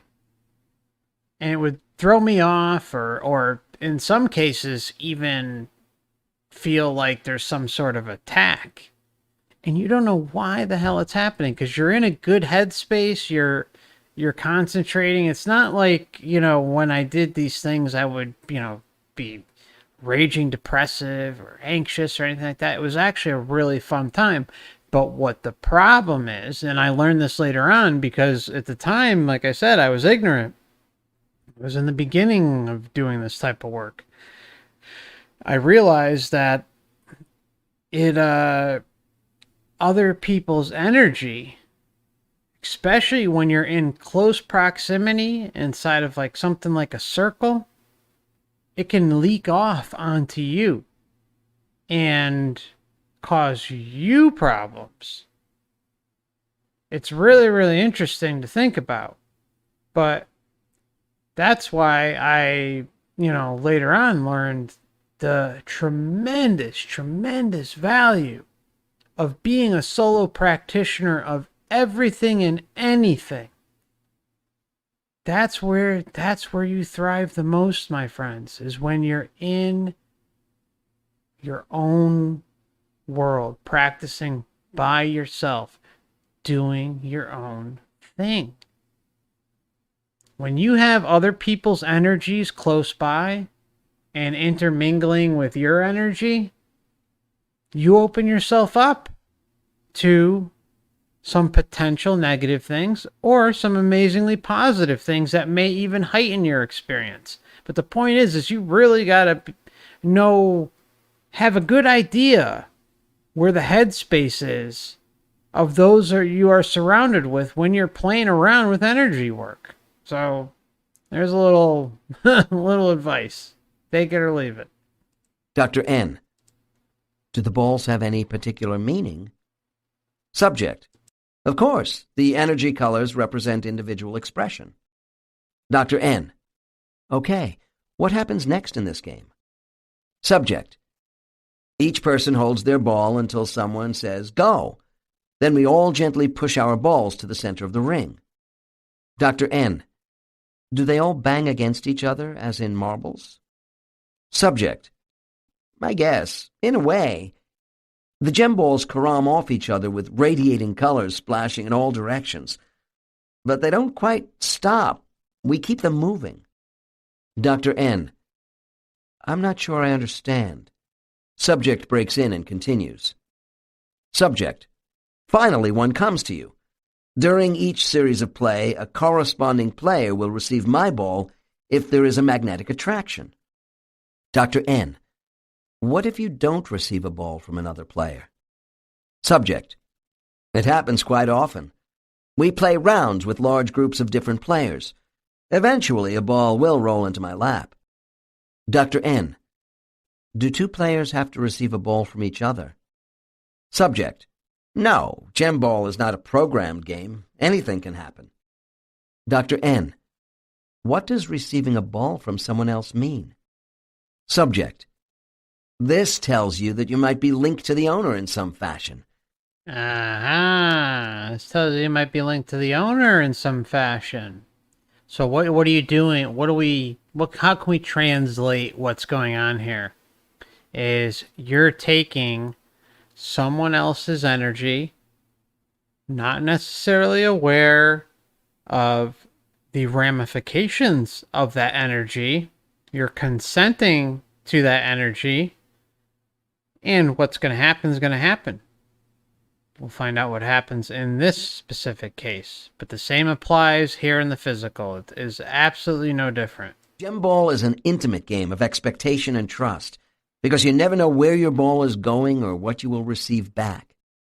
Dr. N. After you receive a ball, then what do? Subject laughs. You pick up the ball that comes to you in the palms of your hands. The gem ball gives you the means to learn about the private aspects of a soul, which could relate to you in a special way. I have made many future life decisions to be with certain people based upon this game. During my early research, I had no idea of the many ramifications of spiritual games. They all have their own distinctions that give pleasure. As I became knowledgeable with spiritual recreation, my subjects felt more comfortable in providing me with details about their favorite pastimes. I learned that certain games appeal to the particular character of the souls who play them. Eventually, I realized some games could escalate into training exercises, and that individual souls from many groups gravitated to this activity. One game stands out in my mind in this respect. I find the hide-and-seek game to have significant implications for future traveler souls, whom I will be discussing in the next chapter. The execution of this game offers a variety of proficiency levels in teaching spatial frames of reference to interested souls. I began to take notice of this particular game after I heard about the appearance of coaches when the game became more complex. My clients call them the gamekeepers.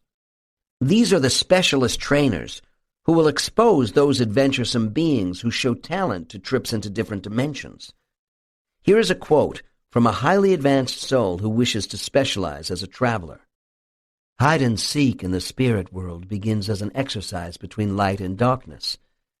With the younger souls, we charge up our energy from a distance and then wink it out when the kids come in our direction. We block and then open up our telepathic energy at the same time to mix up the visual and mental signals. In the beginning, we create doorways of light within structured columns of energy, which are employed as shadowed panels, which may be arranged in parallel or horizontal lines. Later, we make them random geometric patterns. Most young ones have a terrible time learning to detect and find us as we dart between the doorways, but they have fun, because at this stage they still consider this playing a game. Some become so good we can't trick them anymore. In time, these souls, those that want to continue, We can't trick them anymore. Yeah, no, we can't trick them anymore. Oh, well, such a shame. ones have a terrible time learning to detect and find us as we dart between the doorways. But they have fun, because at this stage they still consider this playing a game. Some become so good we can't trick them anymore. In time, these souls, those that want to continue, become trainees and are ready to be ushered into our playground of interdimensional zones, which are divided by energy barriers and vibrational pulse rates. This is tough, because the trainees must learn to adapt to different wave configurations which exist within each dimension and match their energy quickly to pass through. We lose many souls at this point who don't wish to continue. The work is like being in a hall of mirrors. The souls, like me, who refuse to quit because we love the work, must now master the mental dimensions without structure or form. They exist as vacuums between the physical dimensions. I mean, they're saying again, we love the work, but does the work entail some interference?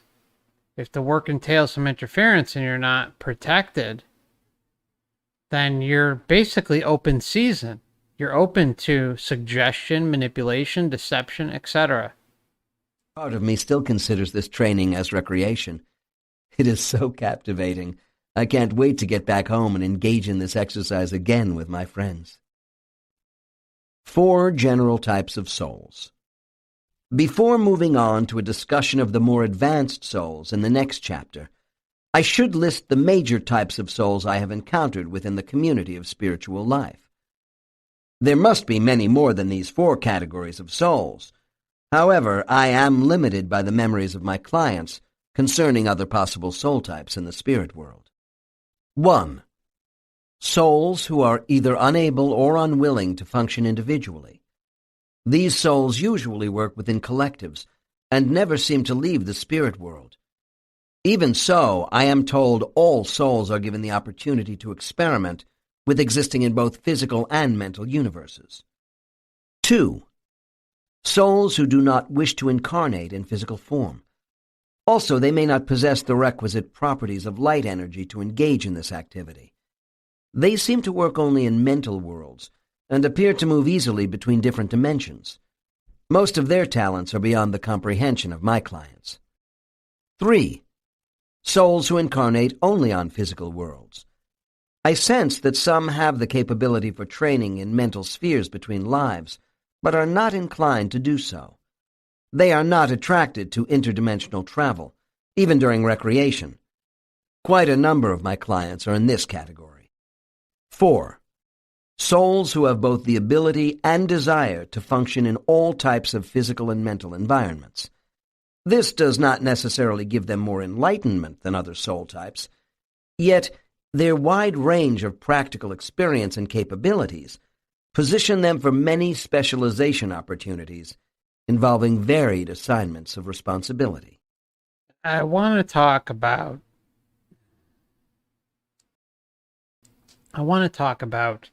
enlightenment. We're just so you know, we're just about to start chapter 8 right now. But just to sum up what enlightenment really is, okay? My opinion on what enlightenment is it's about taking control of you. It's about not bowing down and being prone to other people's direction or suggestion and taking control of yourself once and for all. Not letting outside forces tell you something.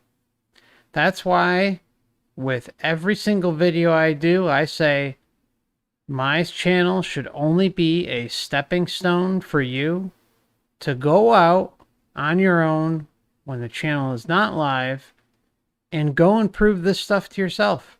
I put everyone up to that challenge. Please, go out and do it. And I'll tell you, I noticed today in the poll, we've got, more people who are on the fence than normal, and that's great. I welcome anyone new here. And I beg of you, just please take the next couple years and do your own research. Listen to what is being said versus the handcrafted narratives that come along with this type of material. Because what are you hearing in Michael Newton's book this entire time? It's pretty obvious. He's telling us that, there's a reason for all this. Earth is a school and this and that and blah, blah. But in the same breath, he's telling us that he has his own guides. Why the hell does he need his own guides mixed in this mess? And what does his own guides clearly tell him? That, yeah, everything you're doing, Dr. Newton, is because it's a learning experience. Earth is a learning experience. Everything is the way it is because, we have to progress our spiritual evolution and yada, yada, yada, yada. Okay? So this leads us back to enlightenment, my friends. Okay? The enlightenment communities, the enlightenment industry is a big moneymaker. And it always has been. Let me ask you, in your lifetime, how many people have you met that you actually consider an enlightened master or enlightened this? Think about how few, quote unquote, enlightened masters have existed during our time here. The reason why there are so few is because the ones we have been fed are system approved enlightened masters. Okay? They are there for a reason because what does the system know? The system knows that you are going to naturally be curious. You are naturally going to want to be a seeker of knowledge and wisdom. The system knows that. It's embedded into you. From when you first came into the universe. Okay, the multiverse. So with enlightenment, as it's sold is, you become blissful and, you're just a walking this. And you're just nothing. You can't be touched and everything's amazing. Well, guess what? True enlightenment is finally being able to see this reality for what it is. And that's an illusion. That's true enlightenment. True enlightenment is expanding your consciousness, asking the hard questions, continually asking the hard questions, and putting everything on the line and questioning those questions, questioning those answers, and continuing the process throughout every moment of your life, or throughout the period of your entire life. Not every moment, but you get what I'm saying. It's about questioning. It's about finding you again. It's about rediscovering yourself and realizing that you are the one in the driver's seat. Not a priest, not a monk, not some ancient text, not some modern text, not your grandpa, not your grandma, not your mommy, not your daddy. You. You are the one who holds the keys to everything. Who would have thought? If I looked at this 10 years ago, okay, and looked at what I was saying, back then, I would be like, okay, well, that makes sense. But no, I'm supposed to, the way society packages enlightenment, it's as if this, you've got to go up into the mountains of the Himalayas and live in a monastery and shed everything. And, no. It's a lot simpler than we've been led to believe. But it's also been completely twisted like a motherfucker. And we have fallen for it because there's a whole industry behind it. And there was a whole industry behind it before even modern culture came into existence, okay? But why did that industry exist? No matter how big or how small, the reason it existed is for one reason. And that is control. That is control. Constantly looking outside, neglecting the inside.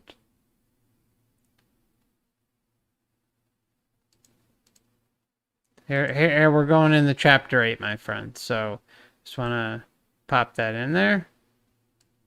Okay, here we go. Chapter 8 at a little over 2 hours in.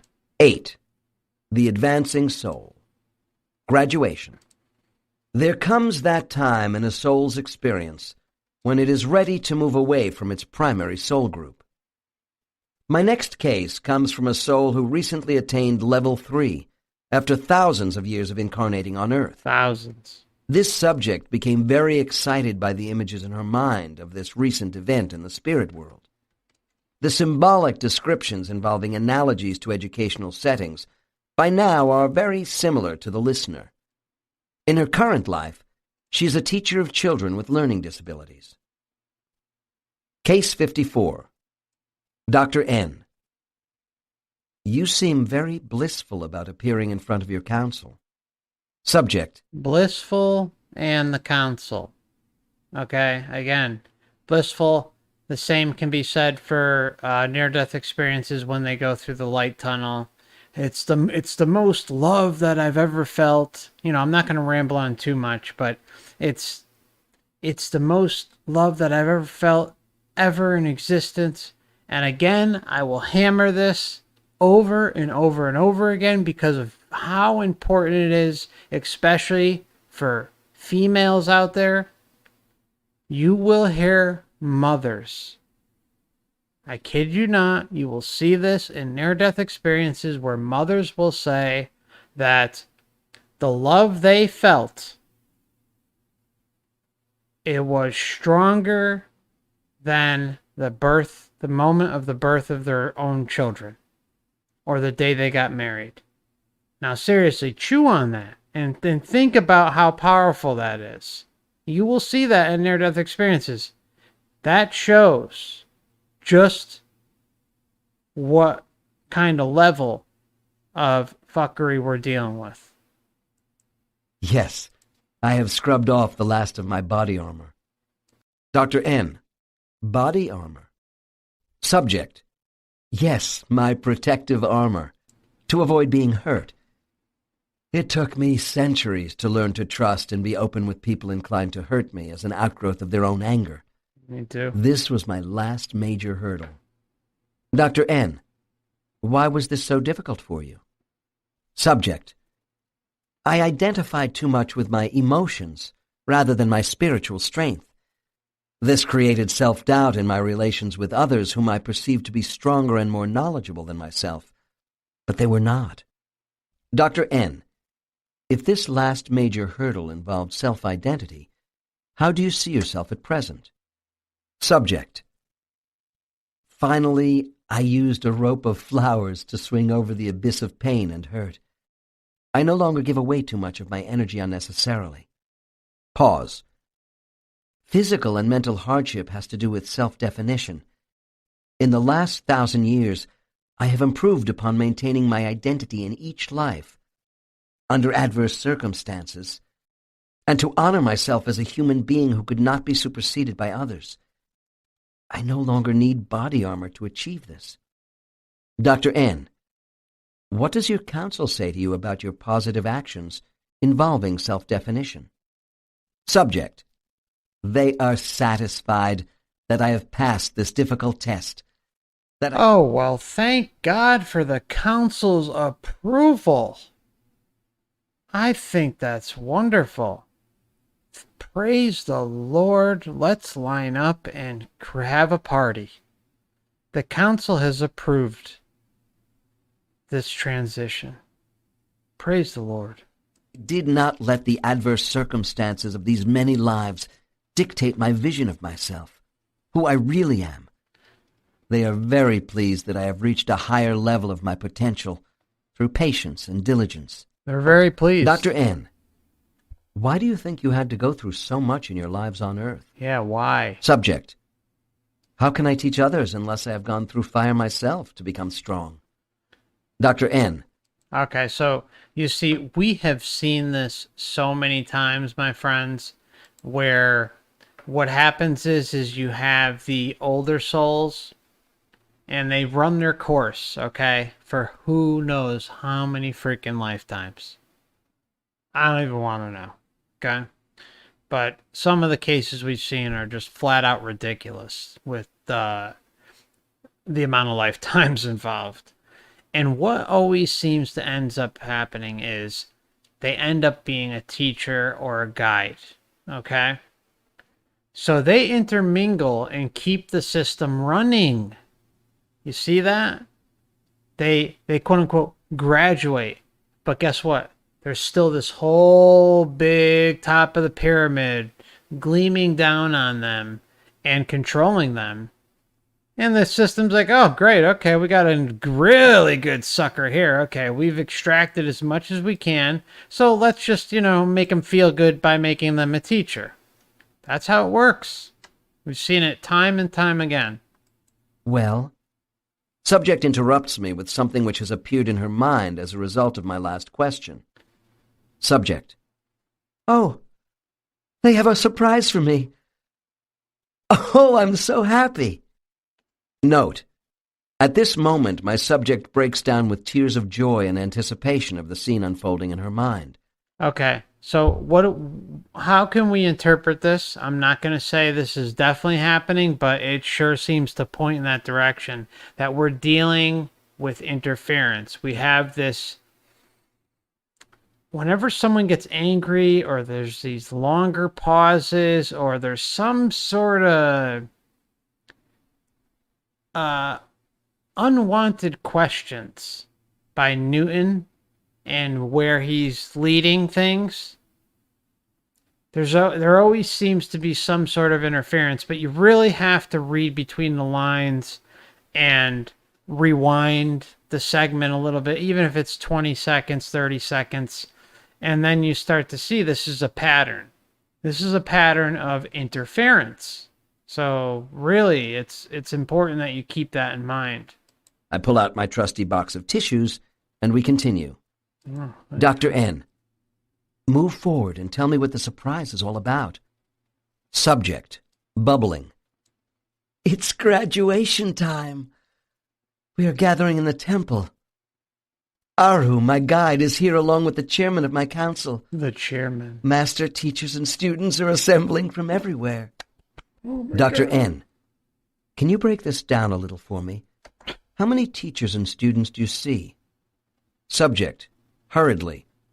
Some 12 teachers and maybe 40 students.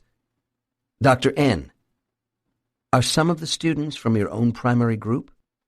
Subject, pause. There are 3 of us. Students have been brought from other groups who are ready. I don't know most of them. Dr. N, I notice some hesitation on your part. Where are the others of your own group? Subject, with regret. They are not yet ready.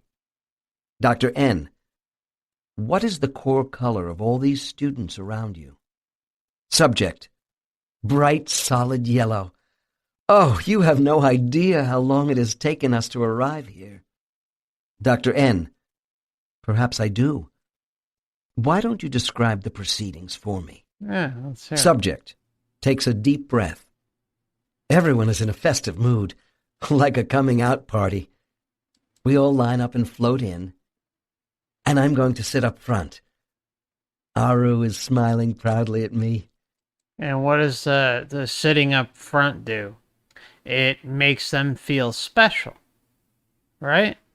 Just like we've seen with near-death experiences many times, how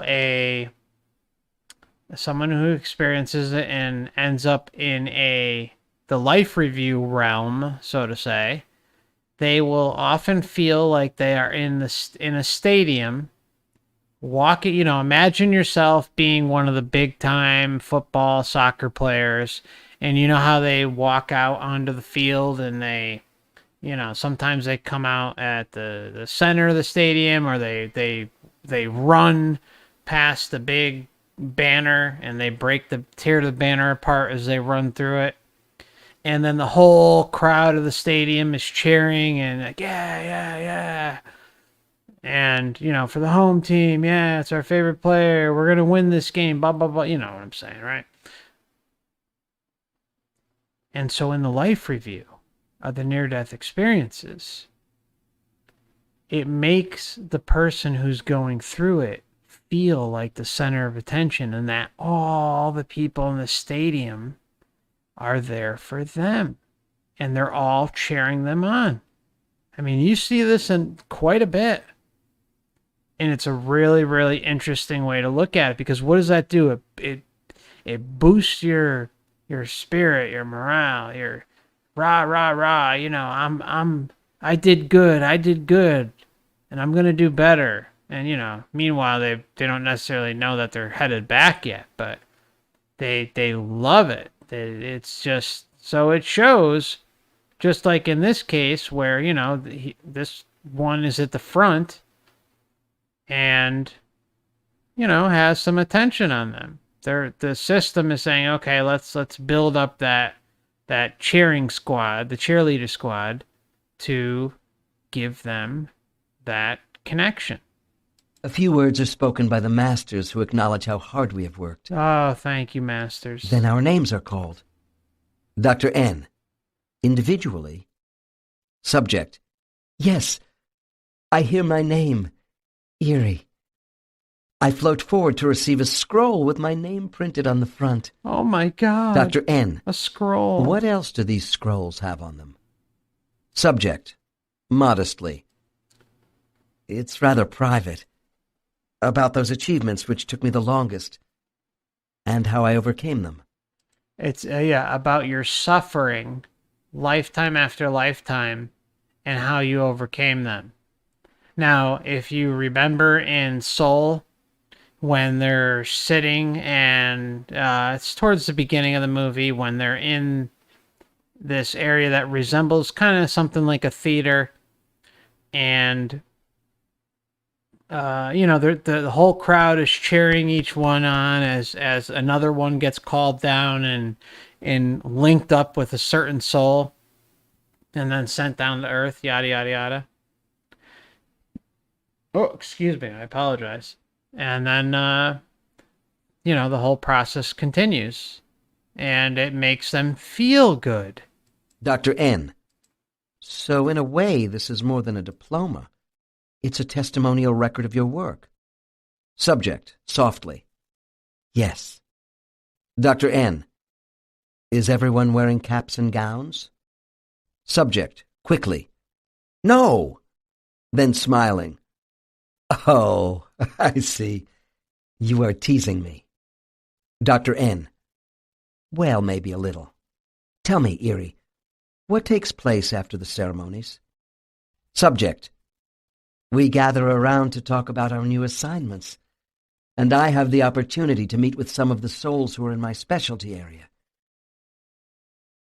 Yeah, we meet around to, you know, talk about my new assignment. Assignment. Doesn't sound very sovereign to me. I don't know about you guys, but it sounds like more or less, okay, yeah, you graduated, you know, level 9 of bullshit, but now we're moving on to level 10 of bullshit. Little do they know that there are coinciding levels of bullshit that are unknown to them. It's the carrot and the stick, my friends. We will meet again in new classes that will make the best use of our abilities. Dr. N.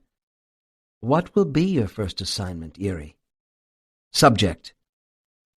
I will be nurturing the youngest souls. It's as if we will be raising flowers from the seedlings. You feed them with tenderness and understanding. Dr. N. And where do you think these newer souls come from? Subject. Pause. From the divine egg, the womb of creation, spun. All right, let's get something right on the table here. The divine egg of creation that this specific moment is talking about, and any moments related to this system, are not our true origins, okay? It's our origins as it pertains to this group of realms that we have fallen for. that we have consented to experience. So make no doubt about it. What you are hearing here has nothing at all to do with your true origins and everything to do with the system at play, which manipulates and deceives you. And me, we've all fallen for it. No one is exempt. If we're all here listening, we've fallen for it. But it's okay. Hashtag last timers. Out like a silken thread, and then taken to the nursery mothers, and then to us. It's very exciting. The responsibility will be so challenging. The responsibility. Movement to the intermediate levels. When I work with a subject who is transitioning into a level 3 group, there may be some initial confusion as to why they see themselves leaving and returning to their primary cluster group on a regular basis. During hypnosis, not everyone is able to see a scene in their mind and then quickly integrate this frame into the entire movie of their spiritual life. The task of a facilitator is to proceed slowly and let the scene unfold naturally. A client who had not yet graduated from his group, but had begun the process of pulling away, told me, "I am starting to feel a little cut off from my family. There are new souls around me that I have not worked with before." The integrity of a soul's original cluster group remains intact in a timeless way. Regardless of who is graduating, they never lose their bond to old companions. Primary cluster groups began their existence together and remain closely associated through hundreds of incarnations. I have had souls who were with their primary groups for some 50,000 years before. I think I need a defibrillator right now. Imagine 50,000 years. Oh my God. Holy shit, I'm sorry. They were ready to move on to the intermediate levels. While a much 50,000 years, but yet we're moving on to the intermediate level, my friends. Holy shit. smaller percentage have achieved this state of development within 5,000 years. Once reaching level 3, I find that souls begin to rise much more rapidly into the advanced levels. Souls develop at different rates, while displaying a variety of talents along the way. I notice that when souls start to spend less time in recreation and socializing, they are working harder and becoming more focused on perfecting certain skills that will contribute to the forces of cosmic consciousness. With the attaining of level 3, there is a change in soul behavior. These souls have now begun to expand their vistas away from their primary groups. The advancing souls don't disregard all they have known before. It's just that they are now so engrossed in their training, it has become an all-consuming goal. These souls are fascinated by what they can do and want to become even more proficient. By the time they approach a level 4 range of development, the transition is complete. In the course of their transition, recent level 3s soon recognize that they are no longer limited to one classroom. Their old friends are aware of what is going on, but it seems to be mutually understood that not too many questions should be asked about these absences. Yeah, no questions. Okay, not allowed. No questions about absences. Know your role. Step in line. Follow your orders. If your masters or your guides or your bullshit council come up to you and say, hey, don't interrupt. You know where you stand. You better listen. Come on, guys. Come on. I refer listeners back to the experience of the soul Lavani in Case 32. Mm-hmm. The transition is a slow one, in keeping with the practice of infinite care that is so evident in all spiritual training. The assignments to new specialty groups are formed with other like-minded souls based upon a number of considerations. The 3 principal elements I am most aware of for soul specialty selection are talent, past performance, and personal desire. I would expect needs of the spirit world to be another important element, but this information is denied me. Denied. I suppose it could be said that when a soul is elevated, This information is denied me. We're just going to rewind that because, as we've talked about before, the one thing that we have noticed with Michael Newton's work, not just in this book, Destiny of Souls, but in my previous commentary on Journey of Souls, and with other past life regression therapists, is that we are blockaded off from certain information. The biggest blockade that we run across all the time is information pertaining to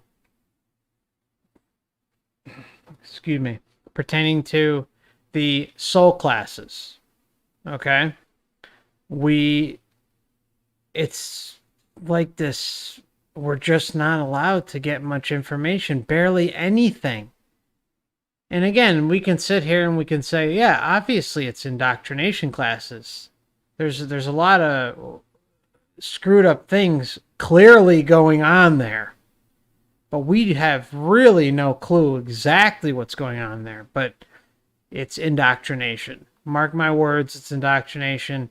And it's quarantined information that even Newton can't extract, and all these other regression therapists can't extract. And there's a reason for that, because there is information contained there that would probably blow the doors wide open on the scam. And again, you hear all these people talk about in their near-death experiences, oh, I was all-knowing, I am all-knowing, I had the answer to every question, yada, yada, yada. Meanwhile, they're being hand-fed the information. They're being given that information. They're not picking that information up off of, their spirit. They're picking that information up off of external sources. System-approved sources. System-approved narratives that you're allowed to hear to a certain extent. But once you cross certain lines, the entities get mad, as we've seen multiple times in this book and Journey of Souls. And then with the soul classes, it's like a blackout. It's almost like a complete blackout. You'll find little bits and pieces here and there. But for the most part, it's a complete blackout. Really, really important to know that information and take that with you when you're doing your own research. Elevated into the intermediate levels of training, they are being initiated into a guild of sorts. However, I would not equate this with the historic craft guilds of the Middle Ages, which were called mystery schools of training. These were exclusive and rather secret organizations for members only. Although there are elements of privacy accorded to souls selected for specialized training, it is by no means elitist. Aspiring new arrivals are always welcome to groups of specialists. Yeah, I mean, they're saying, oh yeah, it's not completely hidden. It's not like some secret society in the astral realm, but yet it is. Okay? And what Newton is failing to say is that information is held back from the specific soul in whatever case it may be, because they're just another peg in the wheel of the system. That's all they are. They're just a useful idiot, as that Russian quote-unquote defector said. Yuri, I can't remember his last name, but a lot of people, I'm sure, have seen that video. He uses the term useful idiot. And that's exactly what it is. And it's no offense to them or anybody. But, I mean, if you're a peg in the system's wheel, that's all the system cares about. It doesn't care how it happens and this and that. All it knows is, okay, this one's useful to me. and, we're going to promote it, and we're going to give them a little bit of extra goodies along the way. But in the long run, you're just bowing down and serving the system and causing more pain and suffering amongst those trapped inside the system. These assemblages of more specialized souls are rather loosely knit at first. I have defined them as independent study groups. The training begins slowly on a periodic basis with different specialized teachers. This allows for an evaluation period for souls by their trainers. Souls who are testing the waters may leave these specialty groups while other promising candidates can be added. This practice is in opposition to the formation of long-term primary soul groups. The instruction becomes more intense as these new groups demonstrate they can handle assignments. In these early stages, while souls are being weaned from their original groups, they still retain their regular guides and attend primary group functions. Independent study has a greater emphasis on self-direction by the soul in their tasks, which becomes even more pronounced as they develop into level 4 and 5 proficiency. A number of soul specializations have been listed in preceding chapters. In order of presentation, they have been described as the Dream Masters, Redeemers of Lost Souls, Keepers of Neutrality, Restoration Masters, Incubator Mothers, Archivist Souls, Animal Caretaker Souls, Musical Directors, and Gamekeepers. There seems to be an overlapping of certain specialties. For instance, gamekeepers who train others in travel may also be explorer souls for new sites useful in R&R, and the more serious planetary aspects of energy training. In this chapter, I will cite further examples of soul specialties. I am sure listeners will recognize what specialty area might fit their own inclinations. There does not appear to be a certain path that would ultimately lead souls to a seat on a council. The elders seem to come from a background of many specializations. I think most people feel the teacher guides probably have an inside track to such positions. Of course, it is natural guides would appear to the average client to be the premier profession. Yet I know this perception is colored by the fact that, while all my subjects have guides, many have little contact with advanced souls in other specialties. I can only imagine what other specializations souls are offered that no subject is able to describe. When I discuss the topic of specialty areas during my lectures, a lot of people say they thought all souls were being groomed to be teacher guides. I had the same idea in the early phases of my research. Eventually, I learned that while teaching is a leading specialty in the spirit world, this does not mean that most souls make great teachers. Because teaching is so vital to souls, I will begin with a category of this field I haven't covered before. Specializations. Nursery teachers. In Journey of Souls, I discussed the activities of junior and senior teaching guides, and my subjects have documented the activities of their guides in this book. However, not much information has been offered about advanced souls who are brand new teachers in training.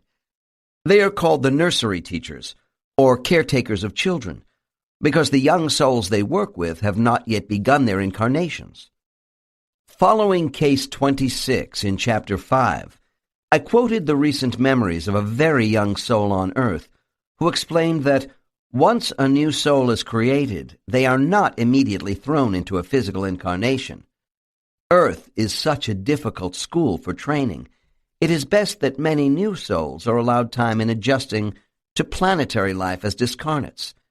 This is illustrated by the following report from a subject. I remember when I was a very young soul and came to Earth for the first time with a couple of friends. As spirits, we floated around to check our capacity and adaptability to this place, while accompanied by our teacher. We were shown how to collect the magnetic vibrations of this planet and blend them with our own. We needed to feel what it would take for us to be in physical form here. It is my belief a large number of my clients are inclined toward teacher training to be guides. This is because they venerate their own guides, who have such a strong influence on their current development, and wish to emulate them. Of course, a soul's current aspirations and eventual specialization assignments may not coincide. Teachers must be good communicators. Yet a skilled communicator who is able to motivate, for example, might not have the ability to work with a soul mind trying to integrate with many human egos in all their host bodies.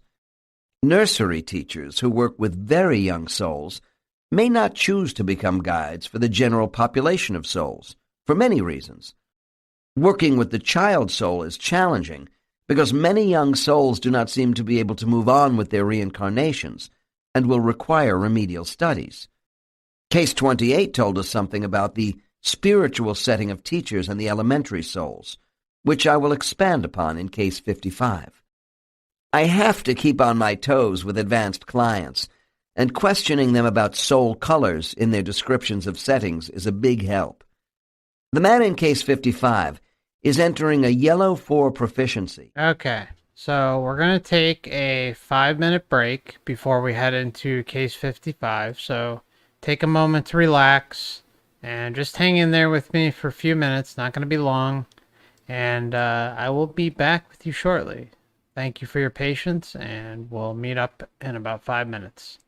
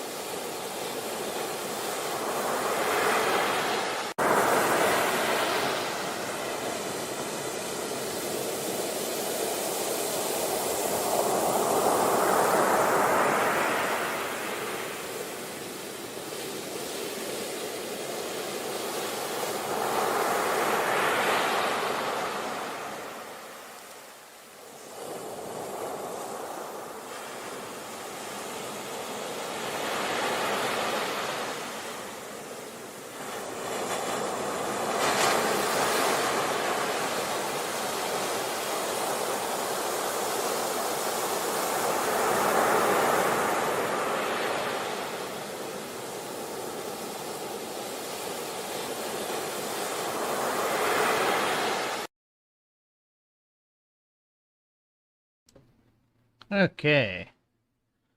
Welcome back, brothers and sisters.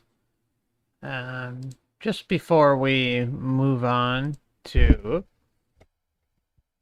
My mic stand is got a life of its own. Oh. Anyways. Should have had the camera on for that one. My mic stand has seemed to have taken on a life of its own. Okay. So. Alright. So, we are going to be moving into case 54, I believe. But before we go into that, I just want to thank again FYM and AA for joining the Last Timers Club membership. I can't thank you enough. It's very much appreciated. It's just a membership thing that YouTube offers, and I put up 3 levels if anyone's interested in joining. No pressure, of course. I had quite a few people express interest in donating towards the channel, so I decided to set up the membership thing. So if you'd like to check out the 3 different levels, feel free, and I'll leave it at that. But I've stressed repeatedly that this channel will never put a paywall behind any sort of important information.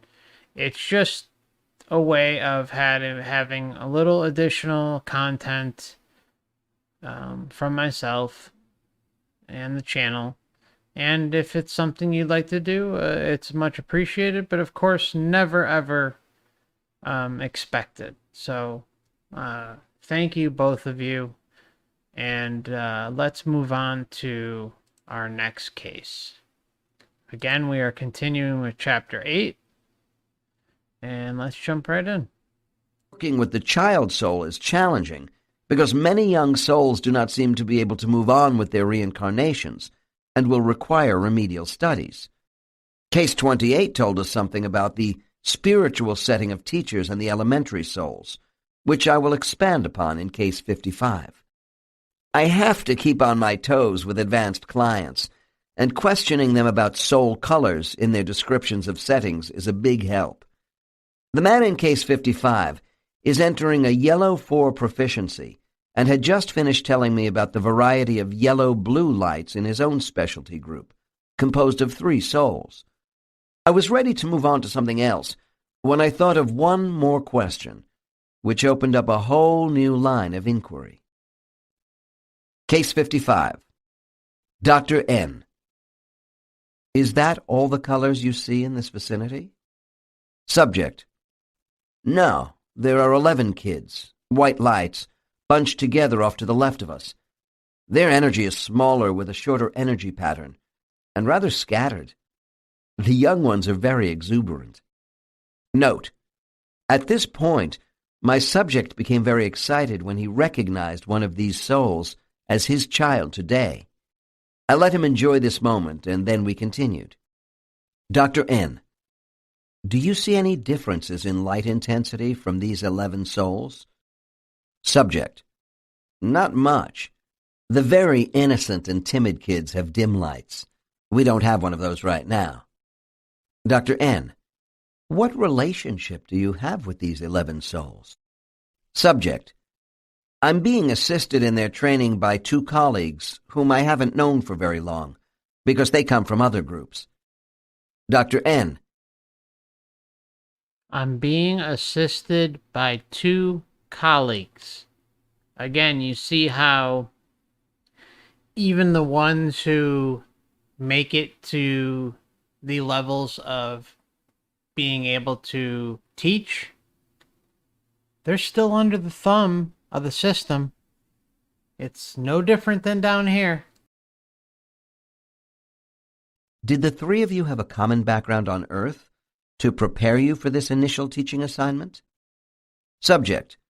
Well, we were teachers, holy men, healers, that kind of thing in our past lives. One must have sensitivity and great patience for this sort of work. Stops, then adds as an afterthought, "You know teachers can learn from students." Dr. N. You know, teachers can learn from students. It's just the cycle of bullshit. I'm sure that's true. Why don't you give me a sense of where you and these children are right now in the spirit world? Subject. We are sent to neutral areas for training because it would be too inhibiting for these kids to be near the regular teaching classrooms. Dr. N. Yes, it would be too inhibited. Not allowed. You're not allowed to enter that area. You better step in line and earn yourself into this position. Going on at the moment? Subject. Laughs. They are whizzing about in all directions, more interested in pulling pranks on each other than learning anything. Things will change when they start to incarnate. My next quote is a condensation from the case of a woman who is working with souls that have just begun to incarnate. I have my hands full right now with 7 goof-offs. They like being playboys and playgirls during their incarnations. They just want to stay as children and not take life seriously. They are overly fond of earthly pleasures and don't want to deal with the hard stuff. Their major interest is looking beautiful in the next life.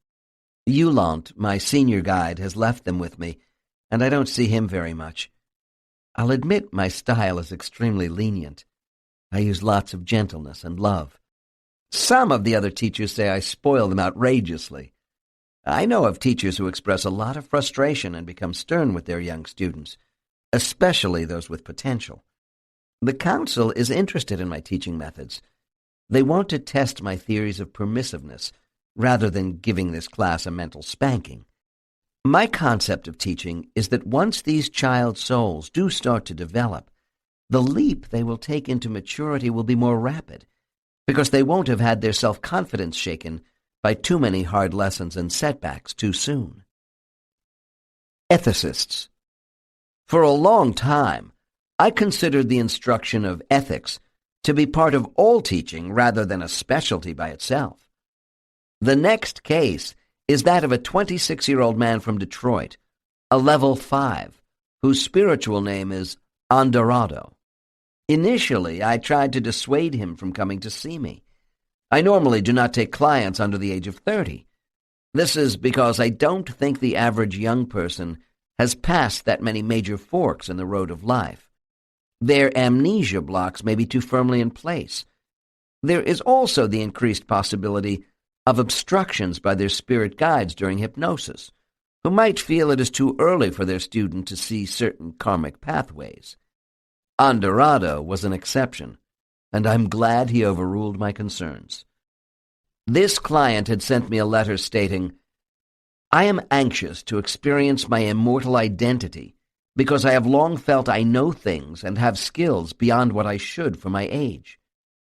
I hear these declarations from many young people, and more often than not, their stage of development is not what they imagined after a session with me. This was not true with this client. When I met Andorado, I was struck by his intensity, alertness, and self-containment, which I found unusual for someone his age. As his session progressed, I found that Andorado first came to Earth during the rise of Babylon, which I thought was rather late in Earth time for a blue light. Yeah, the rise of Babylon. Boy, that's a fun time to come. I guess it depends which part, but sounds like a go along to get along parasite to me. I don't know, just throwing it out there. No proof, just saying. He told me his incarnations began on a dark, quiet world with intelligent, although unemotional life forms who were dying as a race. This was a world devoted to reason and logic. Eventually, Andorado asked for a transfer to a brighter world, where he could incarnate into a more sensitive being. He was given Earth.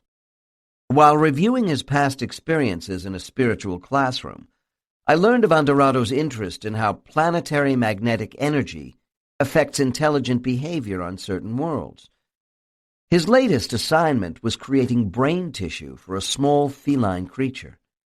Andorado explained, I set up a lattice of energy to screen and study patterns of behavior responses. I have to be careful not to hook up a 12-volt battery into a 6-volt system. I assumed he was studying to be a master of design. I was in for a surprise. Case 56. Dr. N.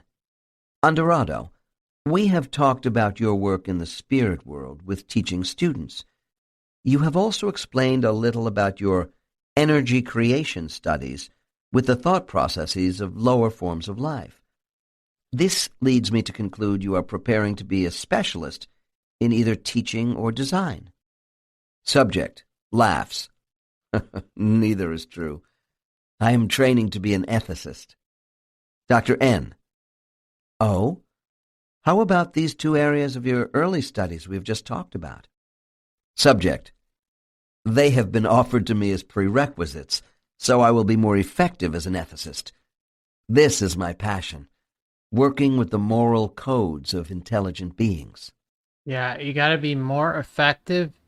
And boy, those moral codes, they sure seem to shake off once you come down here, right? Obviously, I'm being sarcastic, but you see what I'm saying. All this entire thing going on, and yet all these thousands of years, and who knows how many years before that, of history hidden from us that have occurred, of suppression and violations of our sovereignty. And yet, here we are in 2021, and it's just getting more tyrannical by the year, by the minute, especially since the beginning of 2020. And let's not fool ourselves. It's not like it wasn't going on before then. But come on. It's like, hello.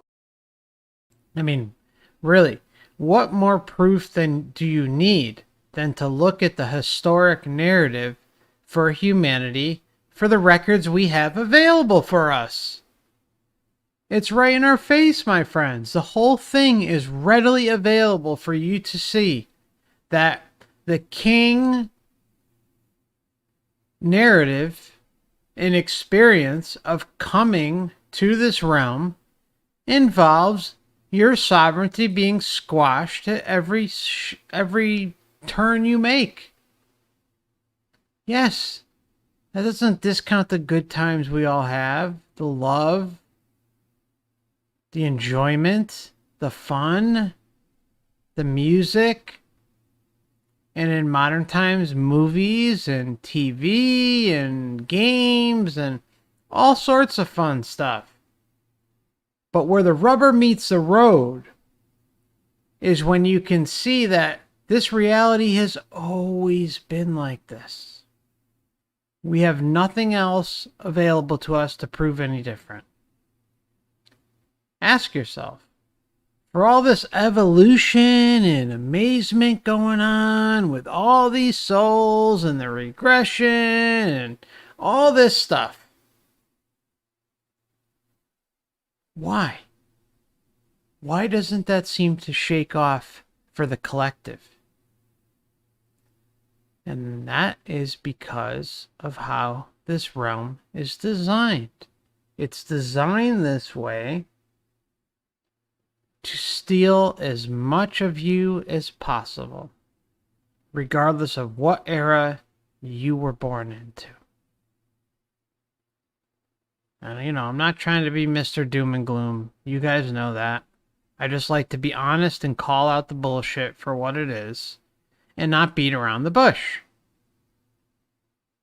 I'm not looking for mass subscribers. I'm not looking for attention. All I'm looking for are people who can think for themselves and go out and research on their own and come back maybe a year or two from now and say, "Oh, holy shit, I think you're right." I don't want you to just believe me. I want you to take matters into your own hands. Prove it to yourself. Prove me wrong. I would love it. I would love to be wrong on all this, but I know I'm not. And that's not the ego speaking. That's just the way I see it. There's too much evidence to suggest otherwise. And, you know, some person who may come along with me and say, oh, well, look at this one thing. One thing will not change the overall picture of robbing of our sovereignty and stealing as much of us as possible and distracting us as much as possible than everything that we see. It's in our face. Again, I say to you, brothers and sisters, I have access to no special information. I'm not like Linda Moulton Howe, where I come on here and say, oh my God, you know, I have these secret government sources. I can't tell you their name, but I promise you, they're legitimate. And I'm going to build my entire career from the early 90s to today on these amazing secret sources. And you got to trust me. And then you got to pay for my website, Earth Files. And I'm telling you, you're gonna find out so much cool stuff. And my brother works for Lockheed Martin, but that doesn't matter. See what I'm saying? I'm not here preaching and saying I have special information, because I don't. I have access to the same information all you do. I'm just pretty good at decoding and hunting it down, but you can be too. Just take matters into your own hands. And I am more than willing to sit down with anybody, and talk with them and try and help guide them about the certain areas that maybe you should be concentrating on to prove it to yourself. Because my goal is one by one, every person that watches this channel and comes across my content, my goal is to help every single person as best I can within reason to see what I am trying to present. Because again, I have no access to anything special. Just hang in there with me. Hang in there. And then take matters into your own hands and research it for yourself. It is the most rewarding research you can ever do. Who gives a shit about the Illuminati? Who gives a shit about anything with government or politics or religion? Religion can be helpful, though. I'm not going to lie. It can help cement the bigger picture because there is a little bit of value in each religion. But overall, I'm just going to tell you right now, it's a big roadblock, and I think most of you know that already, anyways. But just don't give up. Don't. We are in such an amazing period of time. Seriously. Please, just look at me for a minute. When I tell you how lucky we are to live in this exact moment and to be born in this incarnation, it's not a mistake. It's not. We are so freaking lucky that we have access to all this information. Who is to say next lifetime you'll have anything even close to what's available? 10 lifetimes, 50, 100, 1,000 lifetimes from now. Who is to say you are going to have access to this incredible, vast amount of knowledge at your fingertips at any given moment like we do today with the internet? We are so lucky, and we have to be thankful for that. Please, don't let this moment slip by. I want each and every one of you who are on the fence already to please, you owe it to yourself to research and prove this to yourself. Again, I say my channel is just a mere stepping stone. Nothing much. All right, I'm sorry for going off, but I can't say that enough because it's so important that You don't just buy what I'm saying. You go out and you do the work yourself. And if you need help, reach out to me. foreverconsciousresearch@gmail.com. foreverconsciousresearch@gmail.com. No channel. I will do my best to get back to you as soon as I can. I get backed up in emails, but I try to make myself as available as possible. And I encourage each and every one of you to please try and do your part to spread awareness. If it's by doing your own videos, posting a blog about your thoughts and about what you discovered, or even just sharing my videos on Reddit, on Instagram, or Facebook, or all these sites, any of these things. Please, let's get the word out there. I'm telling you right now, there is nothing I am more dedicated to than spreading awareness and pursuing activism to make as many people aware as possible. That's my goal. And I'm going to do it till the day I die, till I am not capable of doing it anymore. And with you guys who are already in the know, that's what you need to do too. You don't have to do exactly what I'm doing. You just need to do a small part. Just put in a small effort to helping others. There's nothing more rewarding than being able to help others see this.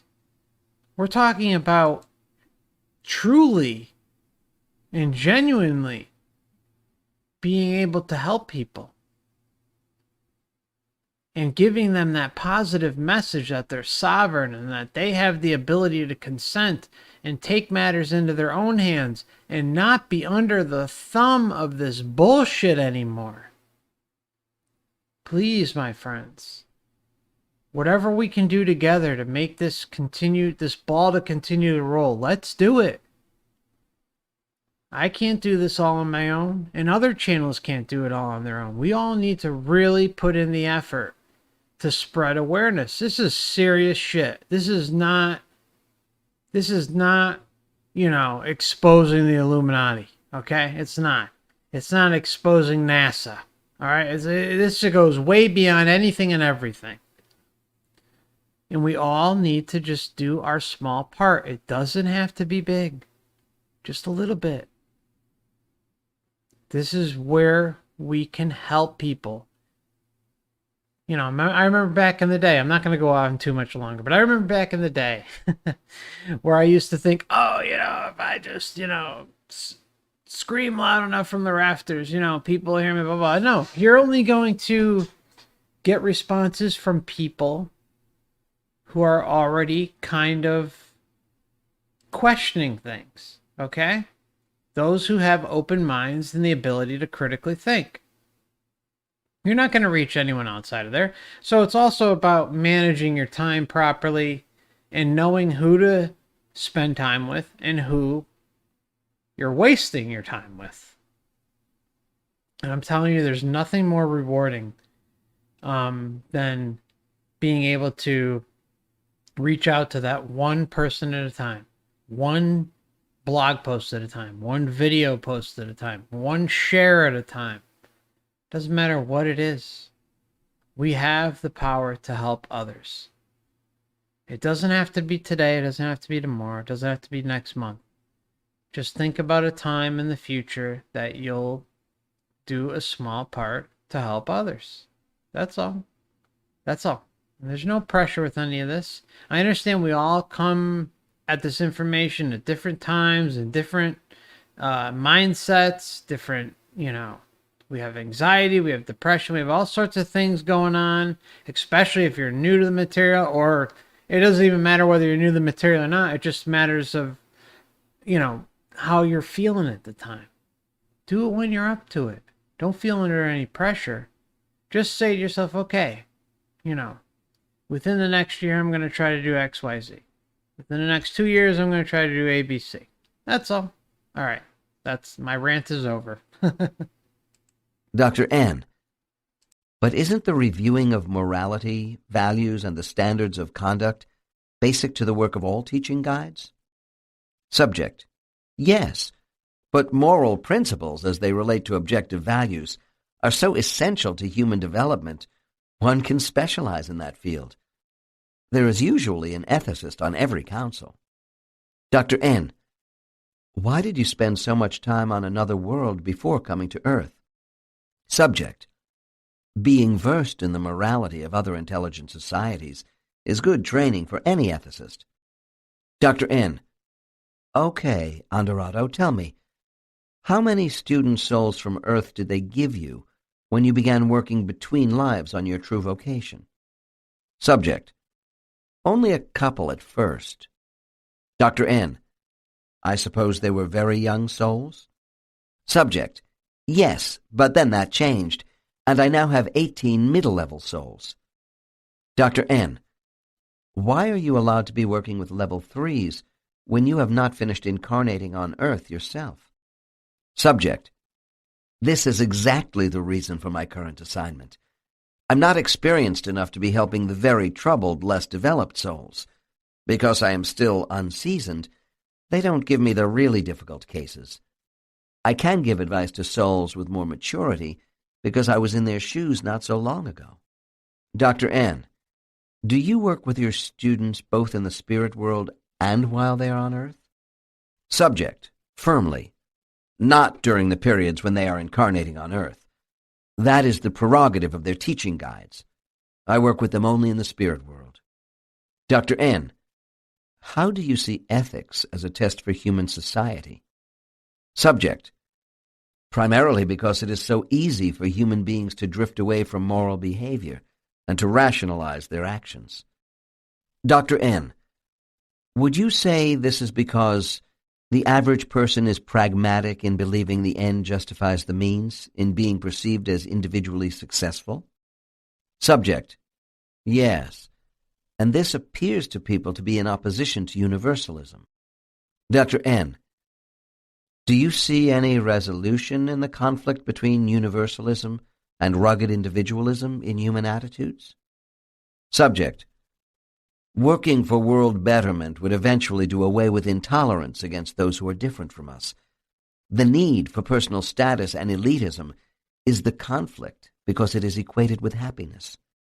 Dr. N: So you see our dilemma as the conflict between placing a desire for personal happiness and individual goals above the alleviation of suffering among the human population? Subject: For many on this planet, that is the dilemma of selfishness. Dr. It's also the condition in which they were sent into. Okay? It also has to do with the, the body, the life script, the overall outline of how things are going to roll once you get down here. And there's a lot of deception with that. Tons. You come down here under the veil of forgetfulness and come down here with no recollection of who you are, where you came from, or why you are here. And you come here lifetime after lifetime with that blockade in place. And this bullshit that we are listening to in these past life regressions excuses it away. Everything has an excuse attached to it. As a learning experience, as a school, you name it, the excuse is present, and humanity, oh yeah, wah, wah, wah, wah, wah, wah, everything has an excuse attached to it. And as we've said before, the days of excuses are over. We're going to call out this system for what it is. And I don't care how many people I roll over on my path and insult or hurt their feelings, because this reality needs to be called out for what it is. It's a parasite, and we have fallen victim to it. And it sucks, yeah, I know. But we have all the power within us, my friends. We have all that power. For as parasitical as all this is the Last Timers Club. It's over. They're not going to control us anymore. We're not going to fall victim to the illusions and be trapped within this system and all these attachments that we take with us. Those are done. It's over. Enjoy them while you're here. Enjoy the last rodeo, as we say, and go with it. And then once you're leading up to death and at the time of bodily death, that's when you draw the line. You say, enough is enough. I do not consent to this. And I am going to be my own spirit and regain all my faculties. And I will go and, chill somewhere, relax, with no distractions. And then, and only then, after I've had that time to myself and know that I have regained those very, very important qualities of my true essence that have been stolen from me, maybe then I'll decide to go and interact inside of another realm. But if that realm requires me to give even 0.0000001% of myself to participate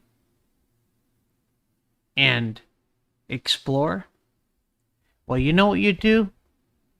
You raise the biggest astral middle finger imaginable and you tell it to go fuck itself, and you go find another realm and you go enjoy yourself.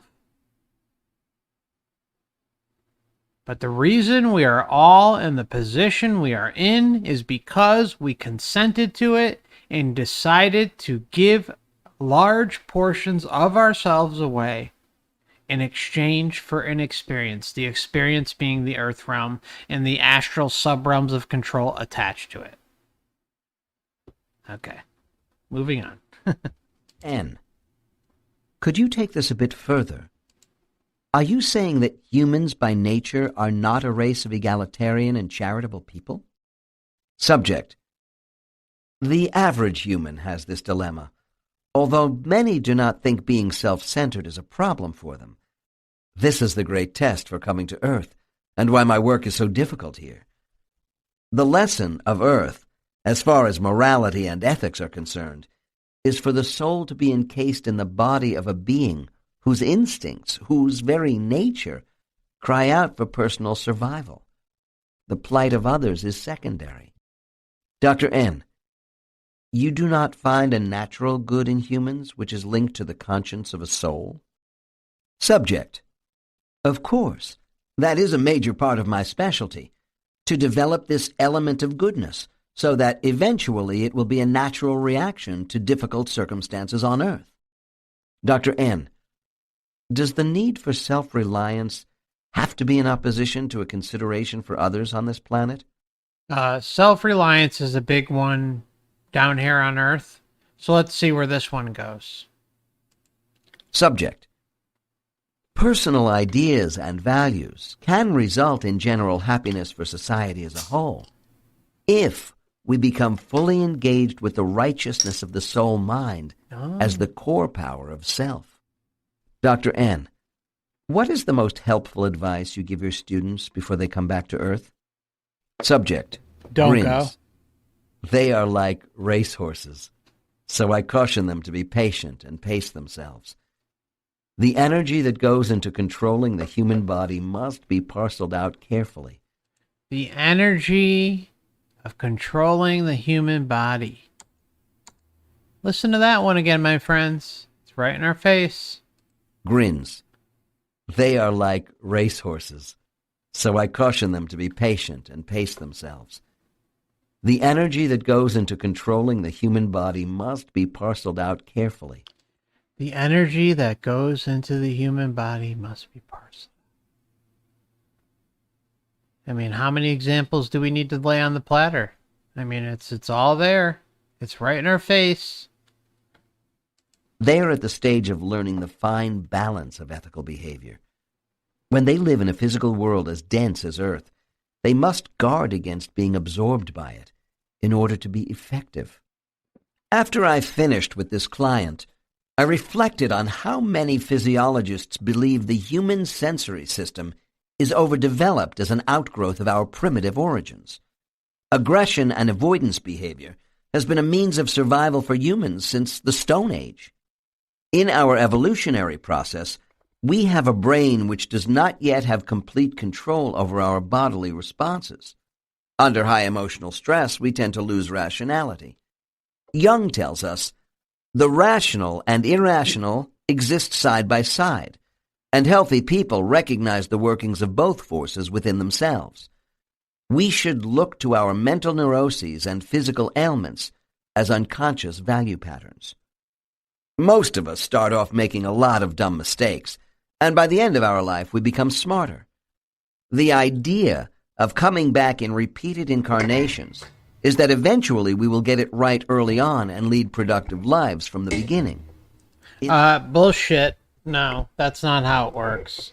The way it works is you're manipulated and taken into this system, and they will throw every single blockade in their way. My microphone stand keeps moving on its own. I'm sorry.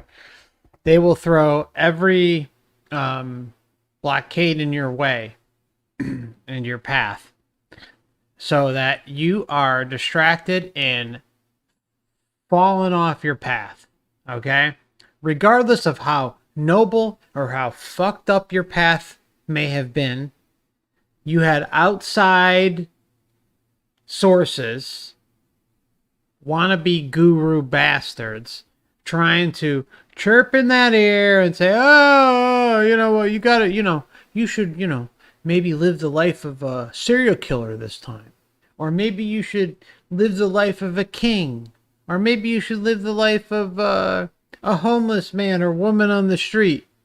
And, be addicted to drugs. I mean,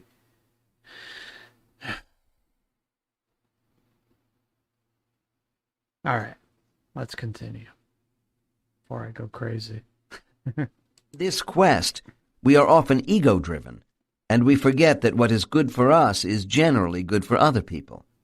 Unfortunately, the philosopher Kant was right when he said, if we believe in the immortality of the soul created by a divine source, this presupposes free will, which may not include moral behavior. There is a great... Okay, let's rewind that. Forget that what is good for us is generally good for other people. Unfortunately, the philosopher Kant was right when he said, if we believe in the immortality of the soul created by a divine source, this presupposes free will, which may not include moral behavior. Ding, ding, ding, ding, ding. All right, it means you believe in something external. It also, in turn, opens the floodgates, so to say, the floodgates of fuckery and debauchery. Do you understand how the reliance on something outside of yourself to deliver something, to worship something like God, the creator, source? You pick the term, I don't care, whatever it may be. What I like to say is that I respect the creator, but I don't worship the creator. In fact, I will say this. The creator, if it's this all-loving, all-amazing, powerful being, well, it's doing a pretty goddamn shitty job down here, isn't it? Can we just call a spade? And it's been doing a shitty job the whole damn time this place has been around.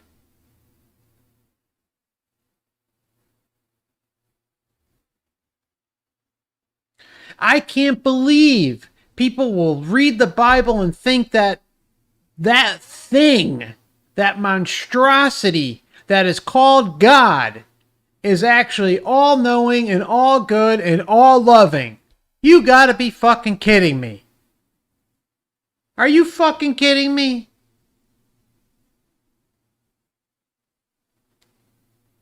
What's funny is I don't even think people I think most of the people out there do not even read the Bible who claim Bible quotes.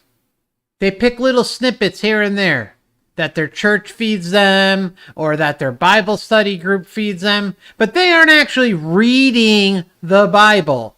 I've gone through that shit 2 times, cover to cover. You're dealing with a fucking psychopath. It's a psychopath, okay? Period. All right. I'm sorry. I just went on a tangent there. I don't know. Okay. Let's continue. Sorry. There is a great need for ethicist souls. It can be said that there are reasons for the actions of some people turning out badly because of an underdeveloped soul coexisting with a disturbed human brain. Because of these conditions, our free will toward making good choices could be more inhibited. I have tried to show that in the spirit world, souls do not use this argument as a valid excuse for the lack of control over emotions in a host body. The solution for all of us to improve is staying with the process of continuing evolution to become better than we are. Our spirit guides were once just like us before they attained their current status. We are given many host bodies, and all of them are imperfect. Rather than being obsessive, we're going to rewind just briefly. I have tried to show that in the spirit world, souls do not use this argument as a valid excuse for the lack of control over emotions in a host body. The solution for all of us to improve is staying with the process of continuing evolution to become better than we are. Staying with the continual process of evolution to become better than we are. Mark my words. This system that we live in and everything that is attached to this goddamn shithole, you cannot please and meet the needs and requirements that the system has. I promise you. I promise you. The whole system is predicated on a fraud, manipulation, deception. You think of the derogatory term for bullshit and you put it in there and this system delivers it in spades. Okay? This system, you can never meet the expectations that it requires. You'll die, and guess what? You'll be thrown to the wolves and say, oh, well, remember with the time when, you punched your brother and you were 5 years old? Well, off to the gulag with you. This is the type of shit I'm talking about. I know it's extreme, the example that I'm putting, but this is the equivalent of the bullshit that we're dealing with. Our spirit guides were once just like us before they attained their current status. Yes, our spirit guides were once like us until they attained their current status, which means they were easy prey.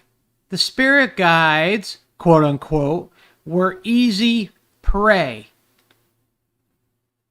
Easy prey that the system was like, oh yeah, we got another person who's buying the bullshit. Let's promote him and have him control more people. See what I'm saying?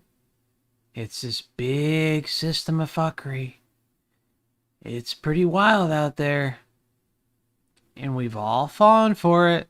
So we can mock it all we want, but you know what? We all fell for it. And it's okay. But those days are over.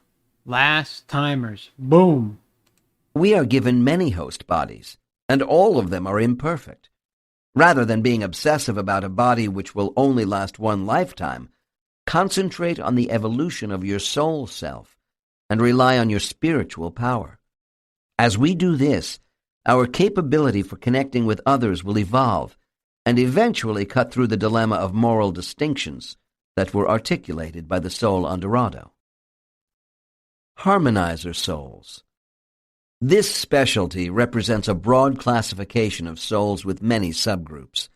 Nevertheless, while I access the minds of so many people, I do see an interdependence and connection behind all soul specialties.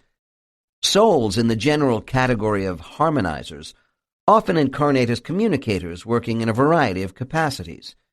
When they are discarnated beings, I am told they work as restorers of disrupted energy on the face of the earth. Incarnating harmonizer souls might be statesmen, prophets, inspirational messengers, negotiators, artists, musicians, and writers. Typically, they are souls who balance the energy of planetary events involving human relationships. They may be public or private figures who operate behind the stage of world events. These souls are not healers in the traditional mode of working with individuals, because harmonizers function on a larger scale. Oh, they function on a larger scale. Okay, let's continue to hear what he has to say. In attempting to diffuse negative energy.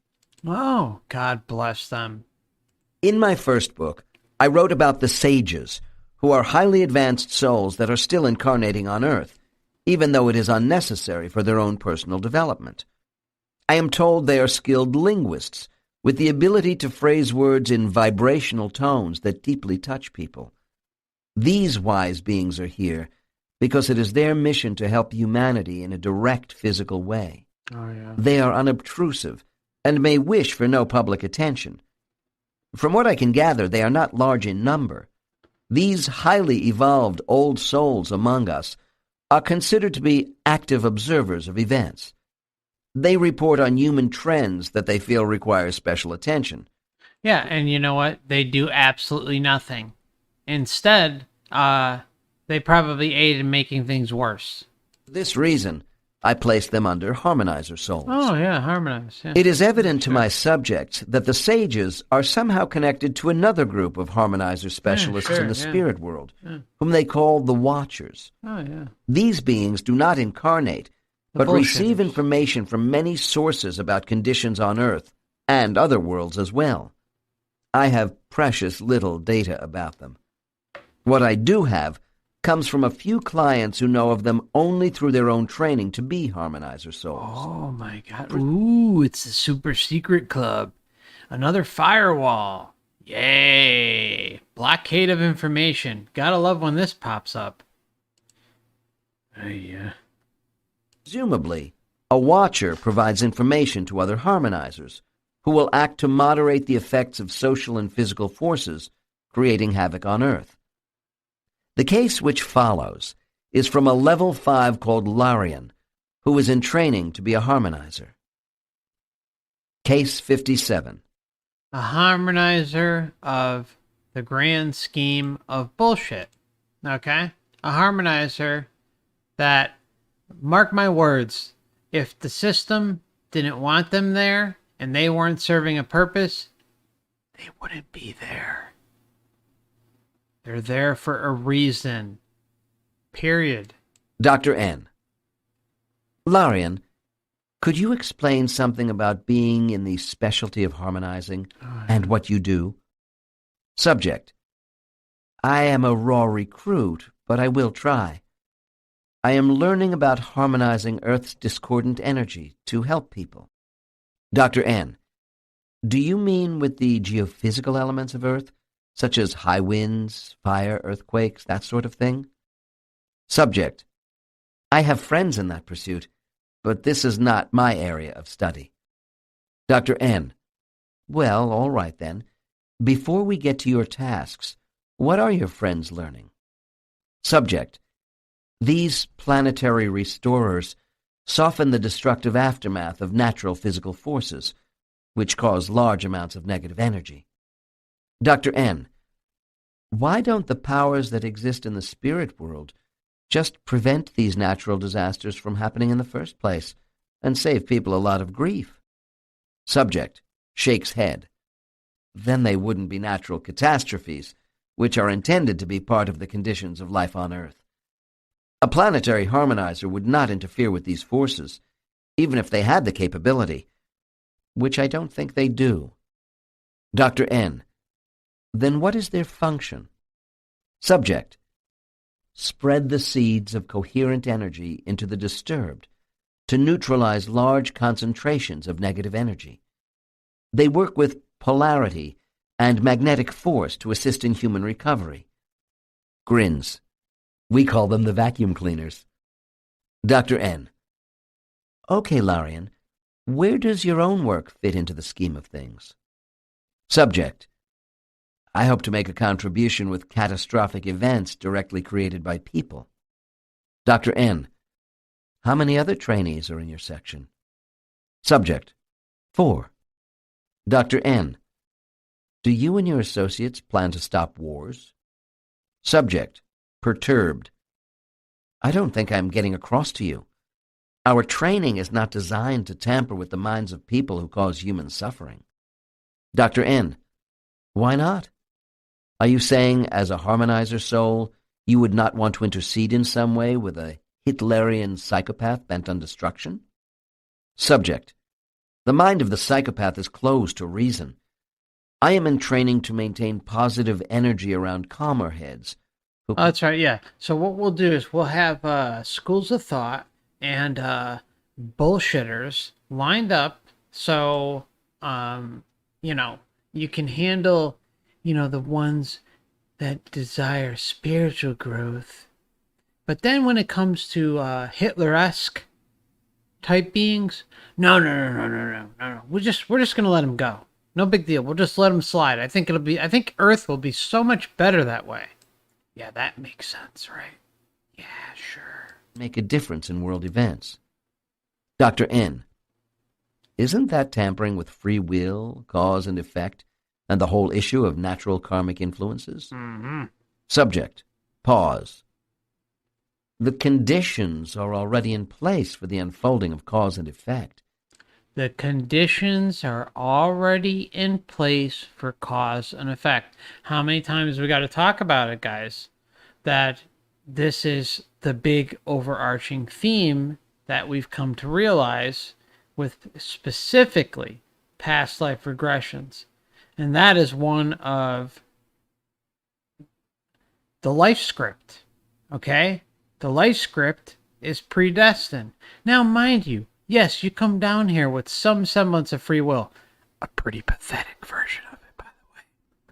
And when you come down here, you're cast into whatever the hell country, city, town, village you pick to come down to, with the good old-fashioned aid of your guides and your what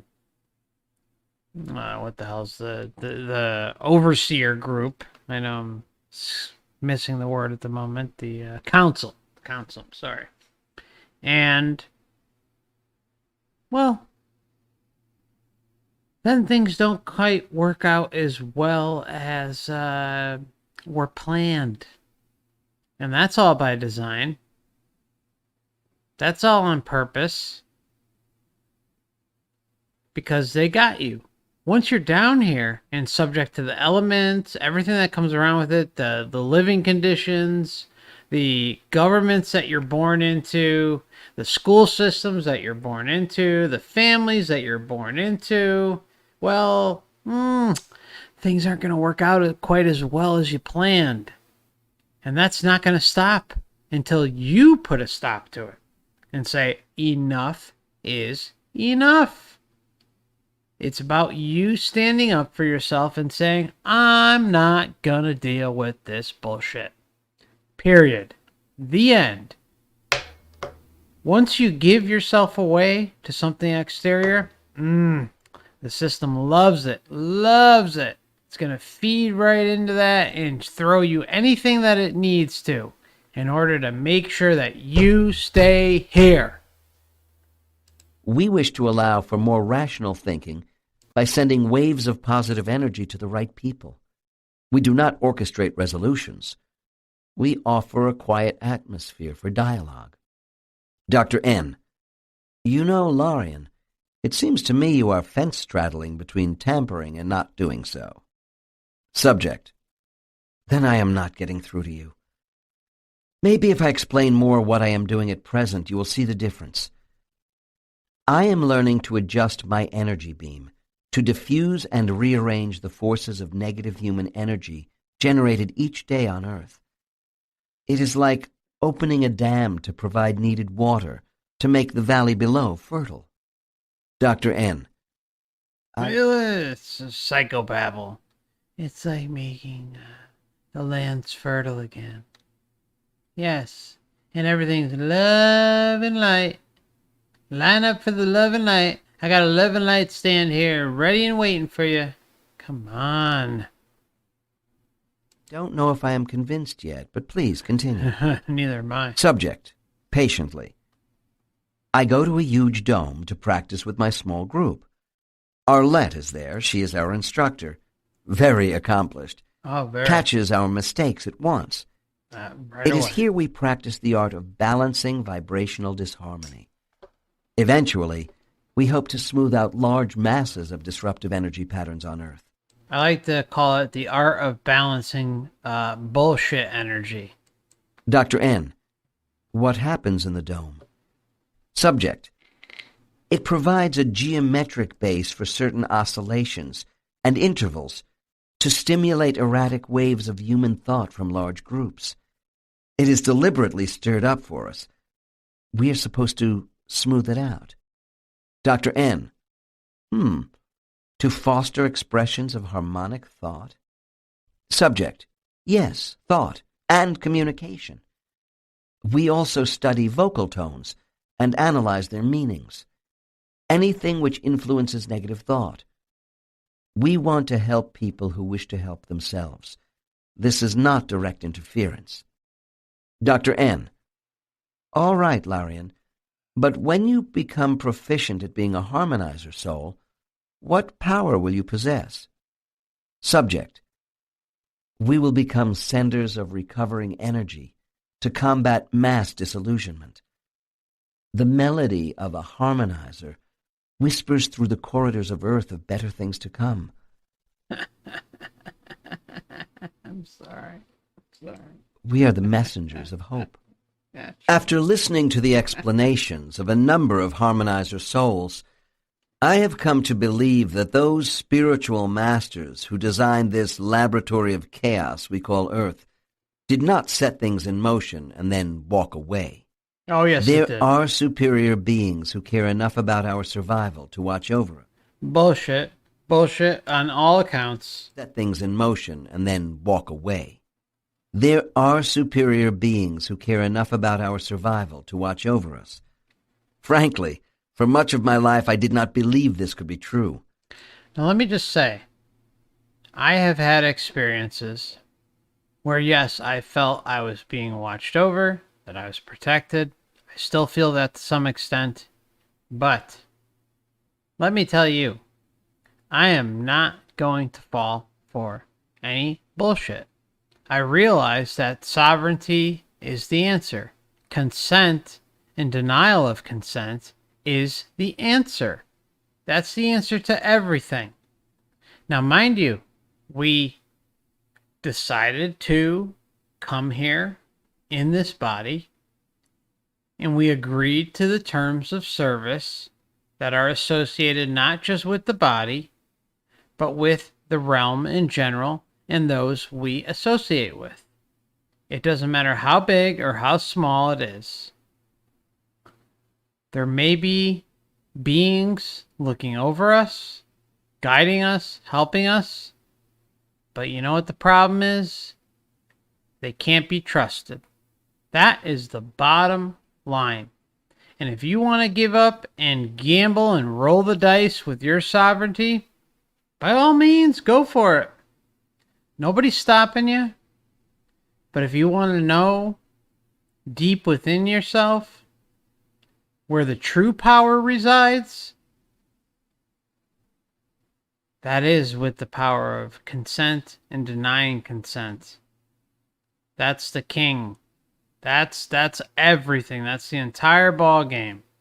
Is not allowing yourself to fall victim to this bullshit again. Some of the positive experiences that we have related to spirits may be, very good for us in a certain moment in time, especially when you lose a loved one. It's very difficult. But on the same side of the coin, what are they serving? They're serving the system. But that's because they are lost too. You see what I'm saying? They are lost. They have given up themselves. And then the question you even have to ask yourself even further is, are they actually freaking real? Are the ones you're dealing with even authentic? Are they the ones you think you're dealing with? We don't even know. Everything points towards deception. So what's the logical fail-safe mode that you should have built within you? Free will. Consent. Deny consent. And being you. Not allowing something outside of yourself to dictate you, your experience, your life plan, your afterlife plan. Doesn't matter what the hell it is. You don't let these things dictate your path. You forge your own path. You take control of your own self and regain your true essence, your spirit. Everything that was given to you for a reason. As I've said before, these pieces of shit, they take these pieces of shit.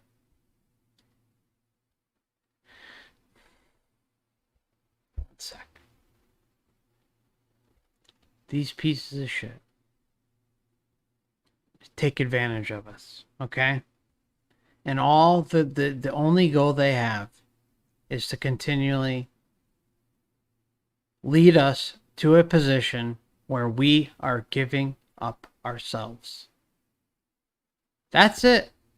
That's the entire thing.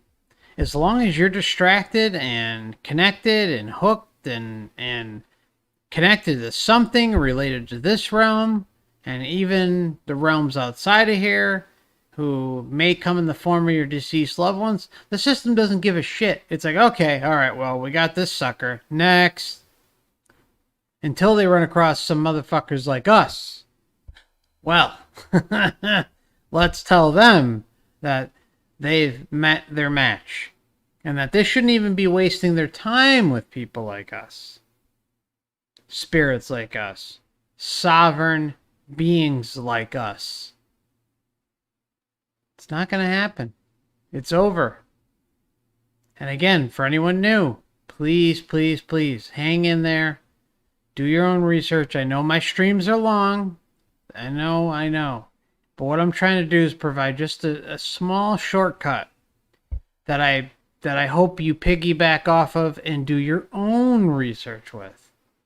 I know my videos are long, but they're not short of information. That I promise you. And they're not short of providing a brief roadmap that you can take and apply on your own and prove this to yourself. Please prove it to yourself. Please, please, please. There is a common theme I hear among Harmonizer Souls. They wish to give people the means to help themselves where they can, but they are not the conscience of human beings, and they do not interfere with our free will. We were created and sent to Earth to problem solve within the matrix of an intelligent life form, living in a difficult environment, which involves suffering but also great beauty and promise. It is this balance we must recognize in our day-to-day reality. There is an old Chinese proverb that states, "We count our miseries carefully, and accept our blessings without much thought. Masters of Design. While this specialization is also multifaceted, to me it represents two major subdivisions of souls. Within a geophysical environment, there are purely structural specialists and those who create living things within these settings. The Master of Design trainees of my limited experience are assigned to work in a physical universe, frequently with uninhabited planets, in the process of cooling, after being formed out of stars. These souls who are involved with the creation of life forms are engaged with worlds where new life is evolving. All right.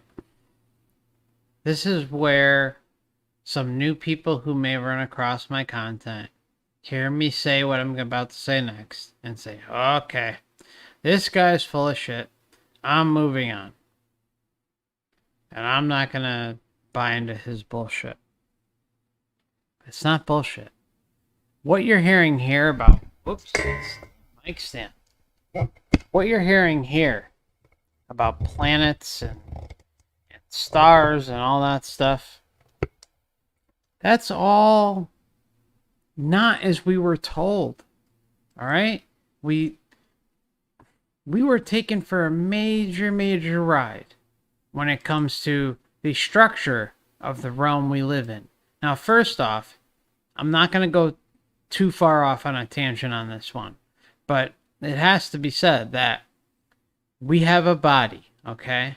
Our body and brain and eyes and ears help render and aid our experience around us, okay? Just like if you're playing a video game, okay? You play a video game, you might not have the best graphics card.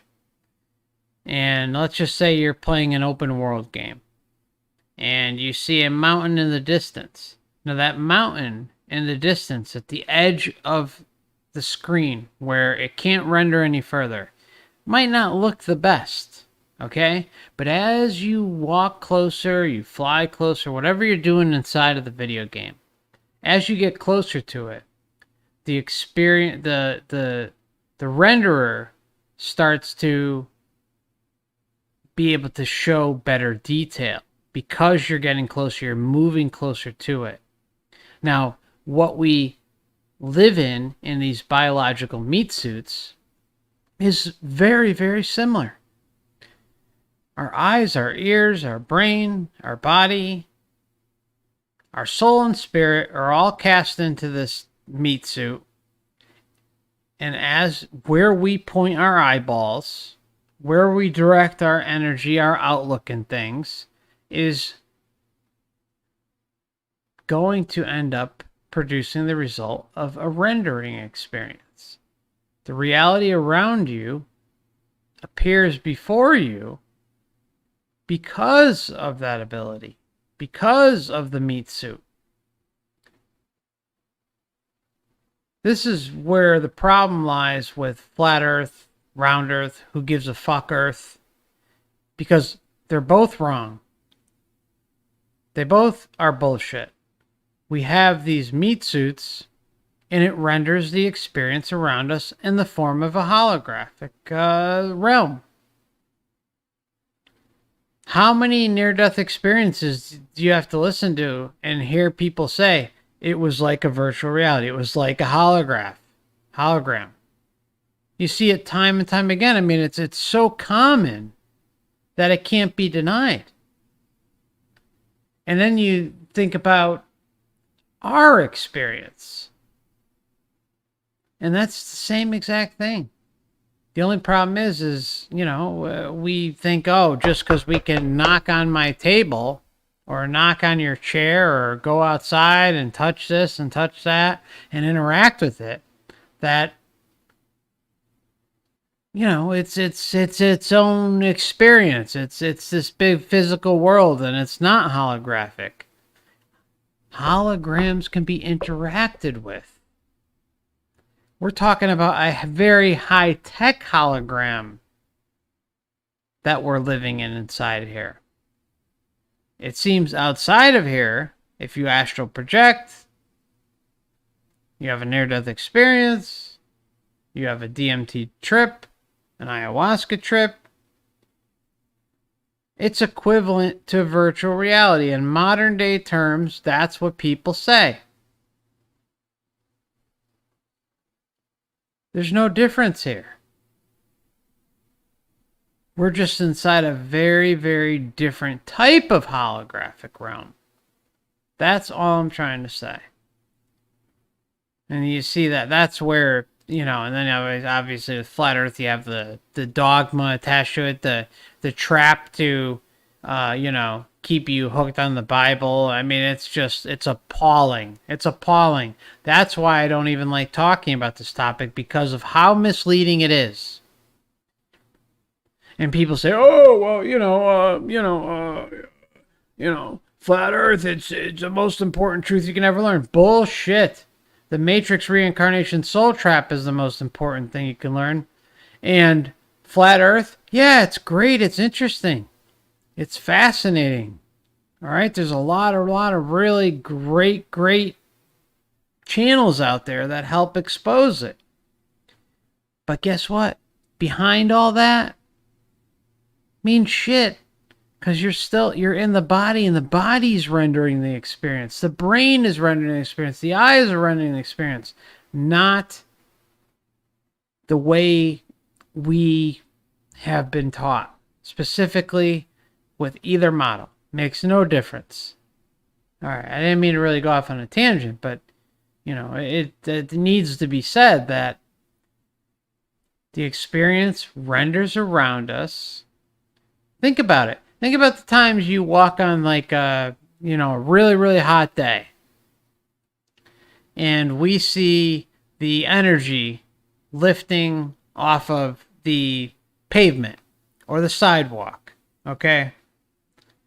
And if you go on a trail, specifically like if it's something like a sidewalk, but like a walking trail, and you look down at a distance on a hot day, you're seeing some sort of holographic distortion far, far, far in the distance. You go to the ocean, you see a holographic distortion far, far, far in the distance. These are all things you can test on your own. You don't need to take my word for it. You can go out and experience these things for yourself. So, okay, I'll leave it at that. Sorry. I will begin by reviewing the activities of the structural souls who are in training to use energy for the designing of planetary geology. I think of them as architect-builders of topography who work with the component parts making up planetary surface features. This would include mountains, bodies of water, atmosphere, and climate. Although structural specialists are associated with souls dedicated to landscaping, with plants, trees, and living creatures, that work is considered to be a separate classification of design. Structurally oriented souls are likely to begin their craft by constructing in the spirit world objects they knew in life. Case 58. Dr. N. How many souls were in your original cluster group? Subject. There were 21. Most of us have been split up now. Dr. N. Does that mean you don't see much of the original group? Subject, reflectively. No, that's not it. Just that we are scattered around. Most of us don't work together anymore. Brightening. I do see my old friends at other times. Dr. N. Did any members of the old group come with you? Subject. 3, and 2 stayed. Dr. N. How many souls have been assigned to your new group? Subject. 8 right now, and we hear one more is coming. Dr. N. I am curious about how this change in your endeavors came about. Can you explain what the transition out of your original group was like for you? Subject. Long pause. Well, in the beginning, I noticed another guide began dropping in on our study sessions. We learned his name was Batak. He had been invited by my guide Iro to observe us for a while. Dr. N. Did Batak drop in at random during all phases of your work activities at that time? Subject. No, he only came during the structural periods. Dr. N. And what was the nature of your structural work then? Subject. Oh, the use of energy in structural composition. I like to sculpt matter into utilitarian designs. Dr. N. I see. Well, I'll come back to that. Tell me, did Batak participate in your group activities during his visits to the old cluster? Subject. No, he was an observer. He watched each of us carefully during the structural periods. Occasionally he would ask one of us specific questions about how the work we were engaged in was coming along, and if we felt an affinity toward the work. Dr. N. Give me an idea of your feelings about Batak at this time, and his attitude toward you. Subject. I took to him right away. I think he saw that I really enjoyed what we were doing. Dr. N. Then what happened with you and Batak? Subject. After a while, 3 more lifetimes, a few of us were invited to go with him for short periods to a new group that was being formed. I remember wanting Hyanth to come, so we could be together. Dr. N. Is Hyanth someone important to you? Subject. Yes, my soulmate. Dr. N. And did she come with you into your new group? Subject. No, Hyanth did not take to this concentrated structural work all that much, and so she went to another group that was being formed. Dr. N. What did Hyanth object to about your new group? Subject. Let me put it this way. I enjoy carving and shaping energy, experimenting with the relationship between planes and geometrical solids as building blocks of matter. Dr. N. And Hyanth? Subject. With pride. Hyanth is attracted to designing the beautiful aspects of environmental settings suitable for life. She is wonderful with scenery. While I might construct a fitting series of interconnecting mountains, she would be more interested in the plants and trees growing on the mountain. Dr. N. Let me understand something. Do you just go to a physical world and build a mountain, with someone like Hyanth concentrating on life forms such as trees? Subject. No, we work with physical worlds which are forming and set in motion the geologic forces which will build the mountain. My structural projects don't have to have life. Also, Hyanth doesn't create a forest of adult trees on worlds suitable for life. Her people would design the cells which might eventually grow into the trees they want. Dr. N. Does this mean your group and Hyanth's are separated? Subject. Deep sigh. No, she is working nearby. Dr. N. What is it like being in a newly formed group? Subject. I don't think I will ever be totally apart from my old bunch. We complemented one another in so many ways. For thousands of years we helped each other in all our lives. Now, well, the mixture of new people is strange. We all feel the same way about our old groups. We come from different backgrounds and experiences. It takes some getting used to. Dr. N. Would you go so far as to say there is rivalry between the members of your new soul group? Subject. Grins. No, not really. We all have the same motives to help each other make a contribution. The teasing and joking in our original groups is mostly gone. Everyone is serious. We each have our own talent, ideas, and ways of doing things. We each have our own indoctrination methods that we use, and we take it seriously. There's no goofing off in this group. We can see that Batak is in the process of unifying us, and we are learning to pay close attention to the abilities of each other. It is an honor to be here, but we still have weaknesses. Dr. N. What is your perceived weaknesses that the system conveys to them?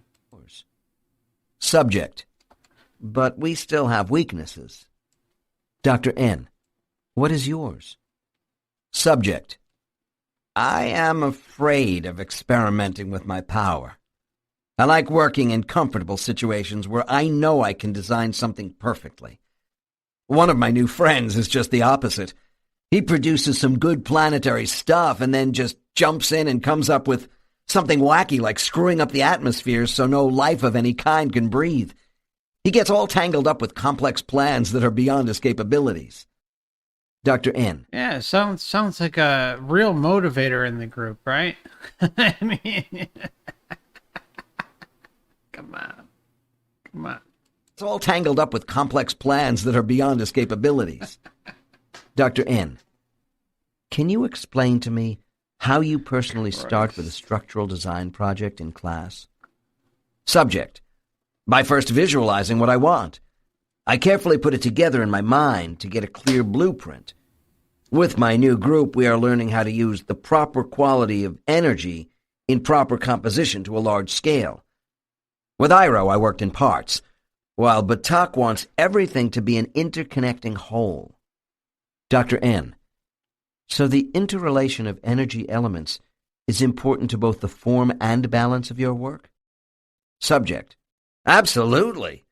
Light energy begins the process, but there must be a harmony to the design, and it should have practical applications. Bursts out laughing.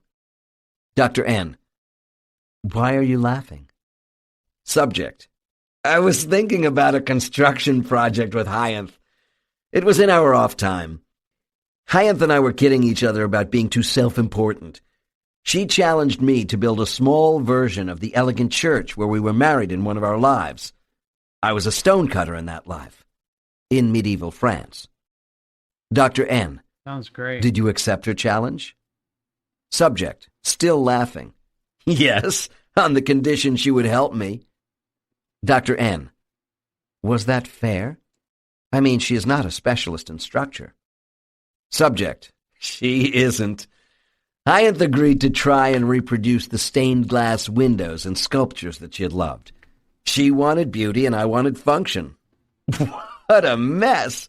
I started by using flat beams of energy for the walls and was doing fairly well with the connecting arches, but the vaults and dome were a disaster. I called for Batak and he fixed everything. Dr. N.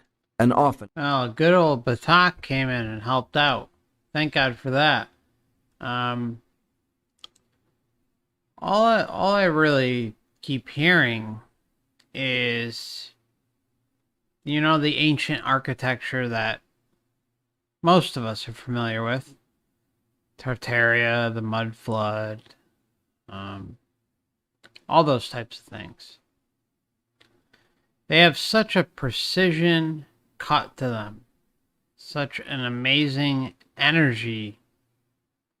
They're on ley lines most of the times. Very interesting stuff. Now, that's a whole nother topic, you know, by itself. But, yeah, I'm not going to go too deep into that. But you have to ask yourself, what epoch was around for those types of structures, because they are so impressive, so perfect, and they're all over the world. What the hell was going on then? What was the main motivator? And this is where I have a problem with people who claim, oh, well, you know, it was a different time. Humanity was more enlightened, yada, yada, yada. Well, I disagree. You look at some of these structures and the ornaments, let's say, that go along with them. Some of them are pretty fucking weird. Okay? Gargoyles and demons and all sorts of weird shit. Okay? And they're plastered all over these buildings.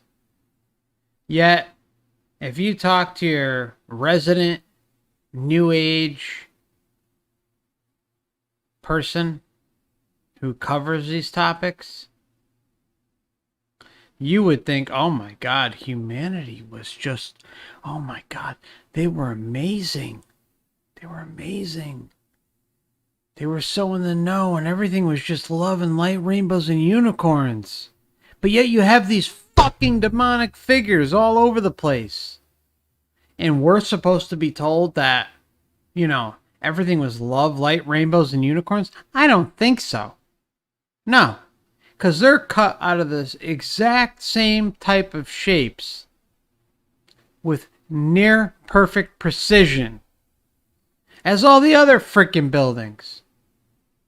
And yet we're supposed to believe that, that was a time in Earth's history where everything was just, amazing, incredible.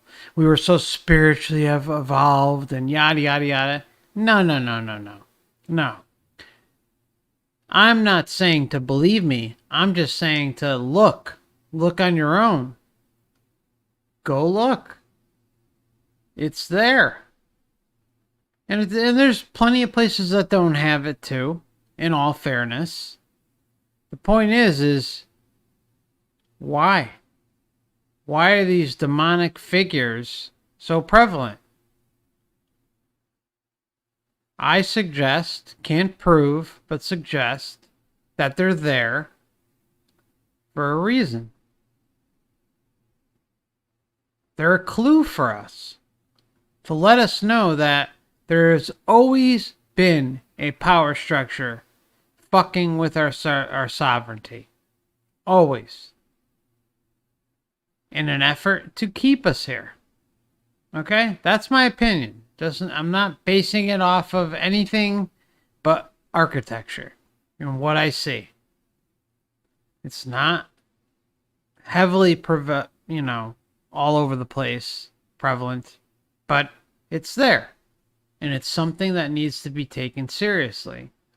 Especially when you hear people chirping in your ear saying, oh my God, it was on an ley line, it was, perfect cut stone, and it was just incredible. And, it was a different time in humanity. And then something came and took over the world. All right, maybe something did take over the world. But to go out on a limb and make declarations as if you fucking know? No. That doesn't fly with me. Doesn't fly with me at all. Especially when I am seeing visually the opposite of what you're saying. And again, they're not all the buildings are like this, but there's enough out there across the world that, when looked at, should be taken into serious consideration. Especially when you have these people saying, it was a different time, we were more enlightened, Earth was a utopia, and it was just invaded. That's all. Let's just discount the demonic figures all over the buildings, and yeah, no big deal. Yeah, okay. Sure. Okay, Tartaria researchers. Okay, sure. Okay, Michelle Gibson. Sure. Okay. Asked question. But this is all an illusion. Subject, laughing. Are you so sure of that? This building will stand for as long as we wish it to be here for us. Dr. N. And then what? Subject. It will disappear. Dr. N. So where are you in your planetary studies? Subject. I am involved with creating particles of energy for rock shapes on a full planetary scale. Dr. N. Is this where most of your attention is directed now? Subject. No, mostly I must still experiment alone with many smaller models of topography to learn how to integrate all the elements of matter. So many mistakes happen, but I enjoy the training. It's just very slow. Who gives souls the power to do what they do with matter? My subjects say they have the undeveloped capabilities, which are nurtured by teachers as their immediate source. They believe these masters receive the power they have from something higher. Yet ordinary souls themselves demonstrate smaller aspects of this greater power. I have spent years debating with myself about creation, while trying to incorporate fragments of information about the cosmos from the designer souls. I have come to the conclusion that intelligent energy waves create subatomic particles of matter, and it is the vibrational frequency of these waves that causes matter to react in desired ways. Astronomers are mystified by the fact there is some unknown form of energy contributing to the total density of our universe, acting against gravity to expand empty space. I have reported that a musical resonance of intelligent energy waves appears to play a role in cosmology. Many people in my cases explain that harmonics are associated with rhythmic values of energy notes which have ratios and proportions. My subjects, who are structural souls, say these designs relate to the formation of geometric shapes that float as elastic patterns, which contribute to the building blocks of a living universe. The geometry of space was exemplified by a client quote in Case 44. The masters of design have enormous influence on creation. I'm told they are capable of bridging universes that seem not to have a beginning or end, exacting their purposes among countless environmental settings. Carried to its logical conclusion, this would mean The masters of design. Come on, here. The masters of design. I'm going to replay this segment. Not much, just a little bit. I'm going to rewind about 20 seconds. and proportions. My subjects, who are structural souls, say these designs relate to the formation of geometric shapes that float as elastic patterns, which contribute to the building blocks of a living universe. The geometry of space was exemplified by a client quote in Case 44. The masters of design have enormous influence on creation. I'm told they are capable of bridging universes that seem not to have a beginning or end. The masters of design have an influence on creation. I mean, really? It's right in our face, my friends. The geometry of space was exemplified by a client quote in Case 44. The masters of design have enormous influence on creation. I'm told they are capable of bridging universes that seem not to have a beginning or end, exacting their purposes among countless environmental settings. Sounds like they're implementing a time system, a blockade of sorts, where, okay, we'll conjoin these two bullshit realms that are part of ours, but, you're not going to be able to really leave. And if you do, it's because we allow you to. I don't know. I know I'm kind of speaking on my ass on that one, but you get my drift. To its logical conclusion, this would mean these masters, or grand masters, would be capable of creating the spinning gas clouds of galactic matter, which started the process of stars, planets, and eventual life in our universe. I am certain there is intelligent thought behind the formation of all animate and inanimate objects. This observation comes from souls who use their light energy for conceiving, designing, and then manipulating the molecules and cell structure of living matter, which possess the physical properties they want in finished form.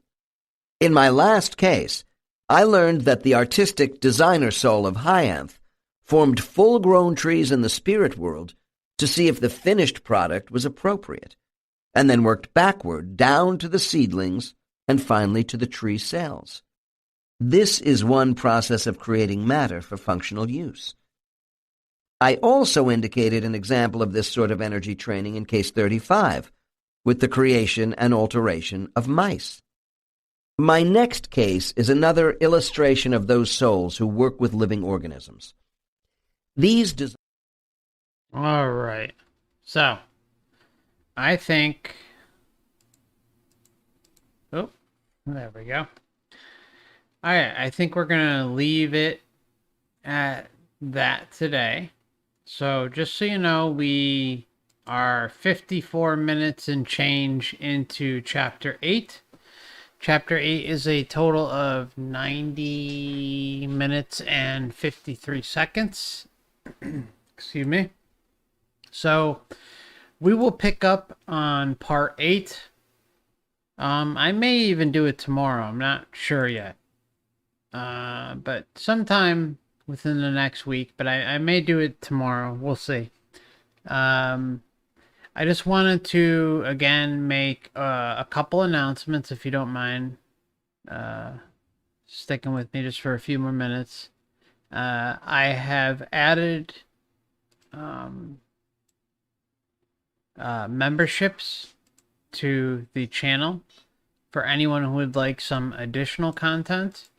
Now, what it does is it kind of helps defray some costs that I already have, like the channel phone number, the Zoom premium membership for our astral projection meetings, and just some basic costs. And down the road, I'm hoping to upgrade to a desktop tower because my laptop's overheating.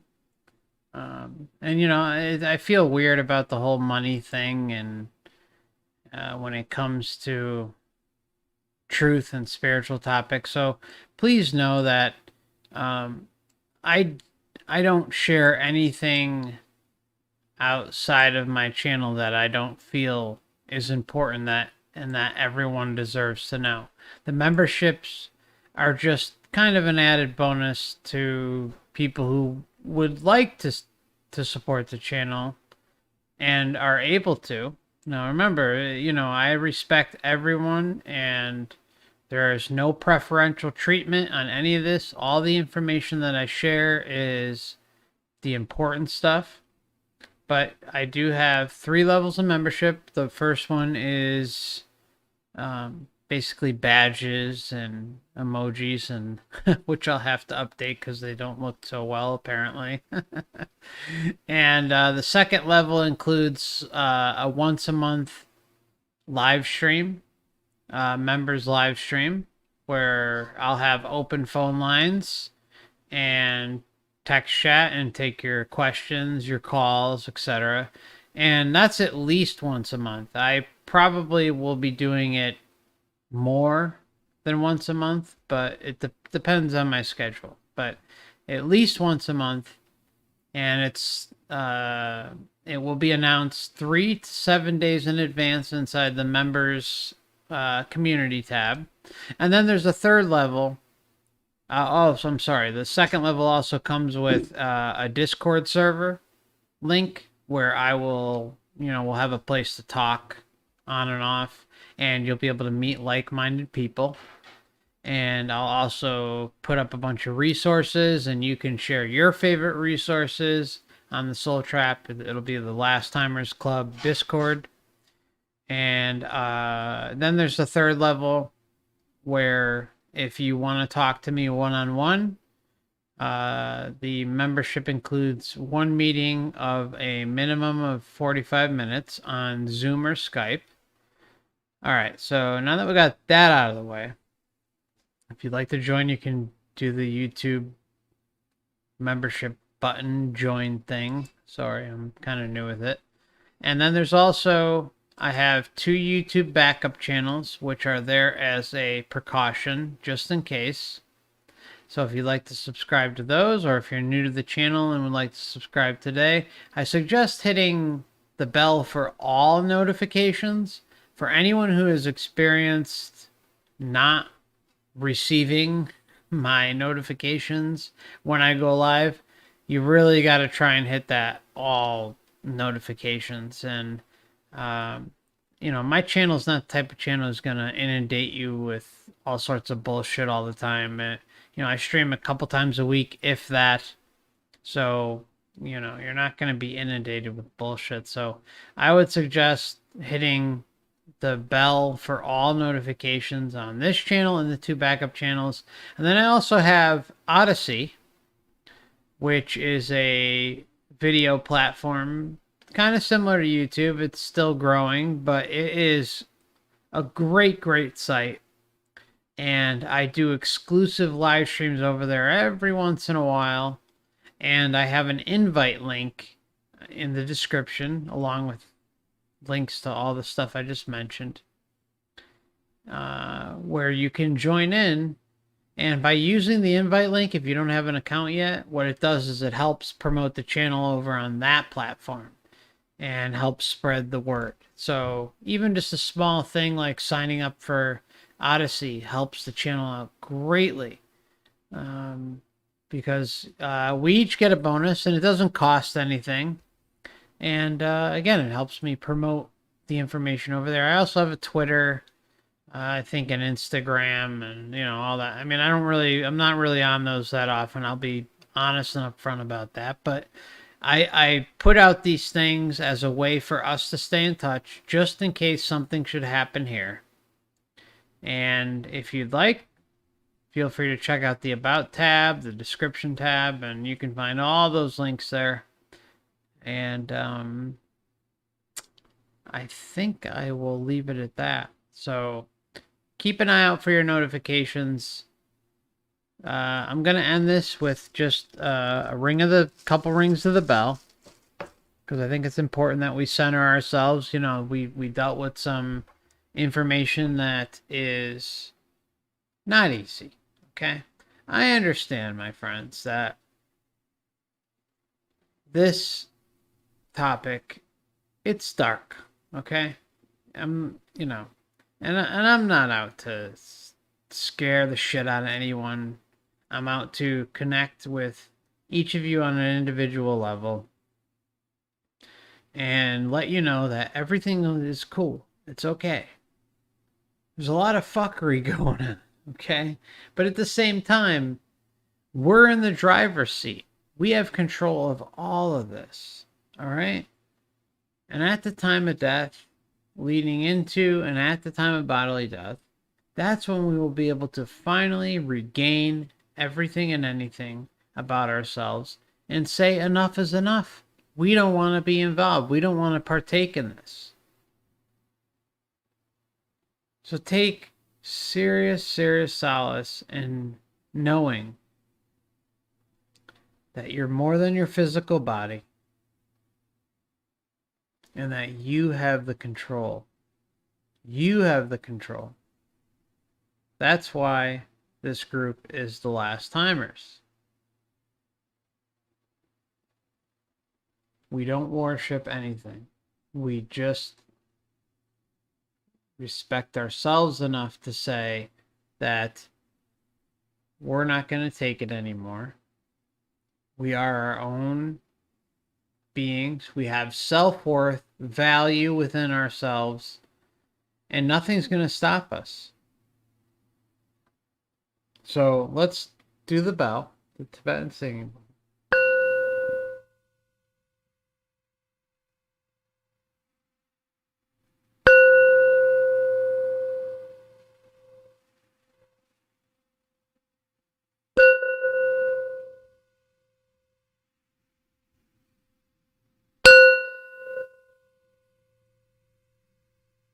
Okay, my friends. Much love and blessings. Please stay safe out there. Don't get depressed on this topic if you're new. You are more than your physical body, as Bob Monroe says. There's a very positive message again at the end of all this. As sarcastic and negative as things may be in this topic, you have so much more power. Don't cut yourself short. Embrace it. And know that, yeah, I gotta, as Dr. Moody says, Raymond Moody, who does great near-death experience, you gotta live out your sentence. Dr. Moody knows. Dr. Raymond Moody knows.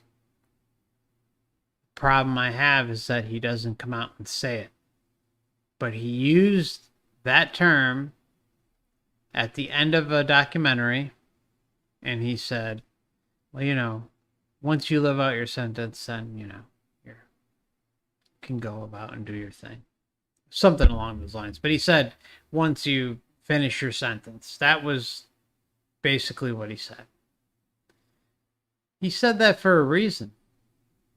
There's also okay, I'm not going to drone on too much more, but there's also a conference that he did. I don't remember what year it was. I want to say it was 2016, maybe. I don't know, it could have been even before that. But there was a moment where he was talking about something clearly important to him.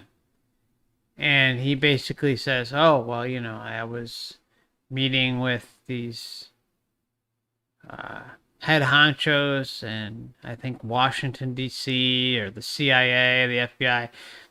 And he flat out says, well, they didn't tell me. They didn't tell me that I couldn't say this.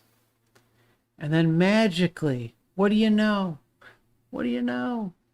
There's the rest, that part where whatever the hell he was going to say was censored. Okay? So, not only do we have a documentary of Dr. Raymond Moody, who I respect greatly, who I would love to at some point sit down and interview and talk with one-on-one, but he charges $300 and I just can't afford it. I would love to pick his brain. I think the man has helped me in more ways than I can ever repay him for. And I respect his efforts to help me and you and everybody out there who is open enough to research themselves and the reality surrounding themselves. So, all right, I think I'll leave it at that. So please, sign up to the backup channel, sign up to Odyssey, Twitter, Instagram, all that happy shit. And if you want to join the membership, that's great. Again, no pressure. And I will see you all soon. Much love and blessings. Please stay safe out there. Don't get depressed. You have all the power within you. Everything is cool. And we will see each other again in the very near future.